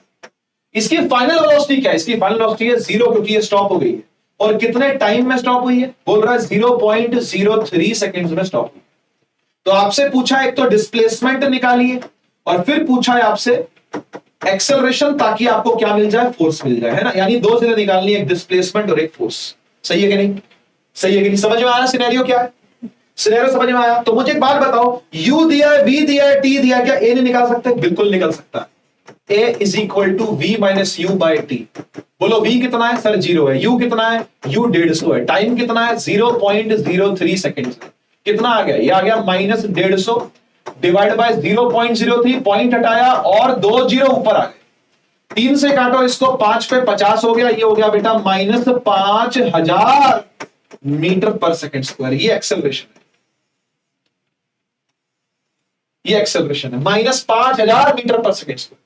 आप एक बात बताओ, अगर एक्सेलरेशन आ गई है तो क्या हम फोर्स नहीं निकाल सकते? क्या F is equal to ma नहीं कर सकते? क्या कर सकते हैं? मास कितना है? मास कितना है? 10 ग्राम, है ना। मास कितना है? 10 ग्राम्स। तो ग्राम को करो केजी में कन्वर्ट, सबसे पहले तो 1000 से डिवाइड करके, बहुत सिंपल। और एक्सेलरेशन से कर दो मल्टीप्लाई। एक्सेलरेशन कितनी है? -5000। तो 3 जीरो से 3 जीरो कट गए, -5 इंटू 10 कितना हो गया? -50 न्यूटन। तो फोर्स टोटल कितनी आ गई बेटा? -50 न्यूटन। तो एक चीज तो हमने निकाल ली, फोर्स तो हमने निकाल ली। अब बारी है डिस्टेंस ऑफ पेनिट्रेशन निकालने की, यानी एफ निकालने का, है ना। हमने ए भी निकाल लिया, एफ भी निकाल लिया। अब एस की बारी है, तो एस के लिए क्या करेंगे? हम लगा लेते हैं बेटा 2s, मेरा फेवरेट है, आप सभी को पता है, is equal to V square minus U square, है ना। तो 2 इंटू एक्सेलरेशन कितना बेटा? -5000, है ना। डिस्प्लेसमेंट को हमने यहाँ पे x लिया है, तो x लिख लो, कोई बात नहीं। वेलोसिटी कितनी है? फाइनल वाली 0, इनिशियल वाली कितनी है? 150। तो 150 का क्या करना पड़ेगा? स्क्वायर करना पड़ेगा। बोलो सही बात है कि नहीं? सब चीजें सही पुट करी है मैंने, एक बार चेक कर लो। आप चेक कर लो एक बार, सही है। 5 दूनी 10, तो -10000 x इज इक्वल टू -15 का स्क्वायर कितना होता है? ये होता है 225, और फिर 2 जीरो लगेंगे ना, क्योंकि एक जीरो का स्क्वायर कर रहा है, 2 जीरो आएंगे, तो माइनस से माइनस कट गया, 2 जीरो से 2 जीरो कट गए, और बचे हुए 2 जीरो का यहां डेसिमल आ गया, तो x निकल के आ गया बेटा 2.25 metre. This is the distance of penetration. तो इंपॉर्टेंट सवाल आपने अपने पास जरूर नोट करके रखना है, ठीक है ना। एनसीईआरटी सवाल है लेकिन इंपॉर्टेंट है, ठीक है ना। एनसीईआरटी सवाल है लेकिन इंपॉर्टेंट। आइए एक सवाल और करते हैं, ये लास्ट सवाल है हमारे सेशन का, ठीक है ना। How much momentum will a dumbbell, डम मतलब बहरी, बेल माने घंटी, एक बहरी घंटी है, डम्बल मतलब भाई वो जिम में करता ना जो है, 10 किलो का डंबल है, ठीक है। वो फ्लोर पर कितना मोमेंटम एक्सर्ट करेगा? मतलब वो गिर रहा है 80 सेंटीमीटर की हाइट से, ध्यान से देखना भाई, 80 सेंटीमीटर की हाइट से एक डंबल गिर रहा है। ये डंबल है 10 केजी का, ठीक है ना। ये गिर रहा है, गिर रहा है, गिर रहा है, गिर रहा है, गिर रहा है, गिर रहा है, गिर रहा है, गिर रहा है, और जमीन पर जब ये गिरता है तो कितना मोमेंटम यहां पर बनेगा, आपको ये निकालना है। बहुत सिंपल है, ये ट्राई करो, ट्राई करो बेटा, वेरी सिंपल। चलिए मैं करता हूं। क्या कह रहा है? ड्रॉप हुआ है ना, है ना, ड्रॉप हुआ है ना, तो इसलिए u लेंगे 0, आपको v निकालना है, क्योंकि मोमेंटम क्या होता है? मोमेंटम होता है मास इनटू वेलोसिटी। मास है क्या? हाँ है ना, 10 किलो, बस फाइनल वेलोसिटी तो निकालनी है। ये क्वेश्चन मोशन का है, ये जो सवाल है ये इस चैप्टर का है ही नहीं बेटा, ये सवाल इस चैप्टर का ही नहीं, ये सवाल पिछले चैप्टर का है। कोई चीज अगर 0 से छोड़ी है तो नीचे आते आते उसका v कितना हो जाएगा, यही तो निकालना है ना। आओ सब लिखें एक बार जरा, क्या क्या गिवन है, क्या क्या गिवन नहीं है, एक बार समझ लें, है ना। u 0 है, टाइम की बात यहां पर हुई नहीं है। डिस्प्लेसमेंट कितनी ट्रेवल करके आएगा? 80 सेंटीमीटर, डिवाइड बाय 100 कर दो, इसको मीटर में कन्वर्ट हो गई है ना। और ये माइनस में होगी क्योंकि नीचे की तरफ ट्रेवल हो रहा है। देखो मैं साइन कन्वेंशन यूज करके चलता हूं भाई, आपकी स्कूल वाली मैडम का आप जानो, है ना। मैंने तो कहा ही है कि भाई स्कूल वाली मैडम बोले उस तरीके से कैलकुलेशन कर देना, कोई दिक्कत नहीं। फ्री फॉल में थोड़ा सा है ये, मेरी और स्कूल वालों की ऐसे रहती है, ठीक है ना। तो भाई आप देख लेना कि स्कूल वाली मैडम क्या कह रही है। तो डिस्प्लेसमेंट है -10, और एक्सेलरेशन भी क्या लेंगे? बोल रहा है -10 ही ले लो, क्योंकि नीचे की तरफ एक्सेलरेशन भी लग रही है। एक्सेलरेट किस तरफ कर रहा है, नीचे की तरफ, और ये जा भी किस तरफ रहा है, नीचे की तरफ, इसलिए माइनस के साइन आए हैं, और v ये निकल के आ जाएगा, इसको हम निकाल लेंगे, है ना। कौन सी इक्वेशन लगाएंगे, मेरी फेवरेट थर्ड वाली, 2s equal to V square minus U square. बोलो यार, 2a कितना है, माइनस का 10, s कितना है, माइनस का 80 डिवाइड बाय 100, आया ना, बोलो, इज इक्वल टू v क्या है, v तो निकालना है, और u क्या है, u 0 है ना। देखो यार, माइनस से माइनस कट गया, 2 जीरो से 2 जीरो कट गए, 8 दूनी 16 आ गया, 16 is equal to V square, तो v निकल के क्या आएगा, √16, और √16 होता है बेटा +-4। कोई बच्चा बोलेगा सर क्या प्लस माइनस, सीधा सीधा रखो ना सर, 4, 16 का √4 होता है सर, 4 नहीं होता बेटा, +4 या -4 में से कुछ भी हो सकता है, ठीक है ना, भेदभाव नहीं करने का, +4 -4 में से कोई भी हो सकता है ना। अब बात ये आती है कि +4 ले या -4 ले, क्या ले, तो आपके मन में बनेगी घंटी, स्कूल वाली मैडम वाली बोलती है कि प्लस में ले लो, नहीं नहीं, वेलोसिटी की दिशा नीचे की तरफ है, चेक कर लो, नीचे की तरफ मुंह है इसका, तो वेलोसिटी माइनस में ही लेंगे जी, वेलोसिटी माइनस में ही लेंगे, -4 metre per second is the सही आंसर। और मोमेंटम जब निकालेंगे m इंटू वी करके, तो मास क्या है 10, और v कितना लेंगे, -4, तो मोमेंटम भी माइनस का ही आएगा, 40 kg मीटर पर सेकेंड। पर स्कूल वाली मैडम के प्रकोप से बचने का एक उपाय दे दूं, बाबा जी से उपाय लेके जाओ। स्कूल वाली मैडम के प्रकोप से बचने का एक उपाय कि आपकी फिजिक्स भी गलत ना हो और स्कूल वाली मैडम भी शायद आपको नंबर दे ही दे। तो उपाय यह है बेटा प्रकोप से बचने का कि आप एंड में यह लिख दो कि the magnitude of momentum is 40 kg metre per second. Last में एक लाइन लिख दो, ये पूरा सॉल्व कर दो और बोलो कि यार ये जो माइनस का साइन है ना, या ऐसे लिखा ना आपने, या फिर आप इसको ऐसे भी लिख दो कि 40 kg मीटर पर सेकेंड है ना, इन डाउनवर्ड डायरेक्शन, पूरा लिख दो ना। आलसी भी तो इतने हो ना, फिर क्या तो नंबर कट गए, नहीं करना, ऐसे लिख के बताओ क्या दिक्कत है। माइनस का साइन क्या बता रहा है कि मोमेंटम नीचे की तरफ है, और ऐसे लिख करके ये भी लिख सकते हो आप, कोई दिक्कत नहीं, कोई समस्या नहीं है। फिजिक्स बुरा नहीं मानेगी इस बात का कि तुमने यहां माइनस नहीं लगाया, तुम्हारी स्कूल वाली मैडम जरूर मान जाएगी कि यहां माइनस क्यों लगाया, इसलिए पूरी बात कर लो, ठीक है। चलिए आज के लिए फिर इतना ही है ना। और जैसा कि मैंने आपसे कहा कि भाई कंजर्वेशन ऑफ मोमेंटम वाला जो टॉपिक है वो कुछ बच्चे स्कूल्स में पढ़ा रहे हैं लेकिन बच्चों को नहीं आ रहा।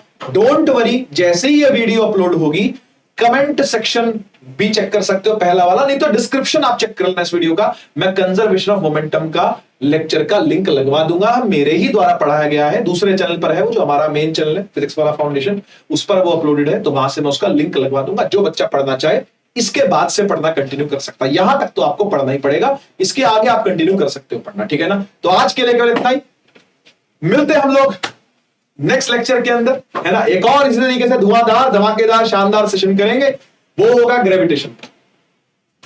तो कमर कस के आइएगा, एक लंबा चैप्टर है ग्रेविटेशन, ये इतना लंबा नहीं था, है ना, वो एक लंबा चैप्टर है ना। तो इसलिए अब अपन मिलते हैं नेक्स्ट लेक्चर के अंदर, एक और वीडियो के अंदर। तब तक के लिए take care, tata bye bye, Bharat Mata की जय, जय हिंद, वंदे मातरम।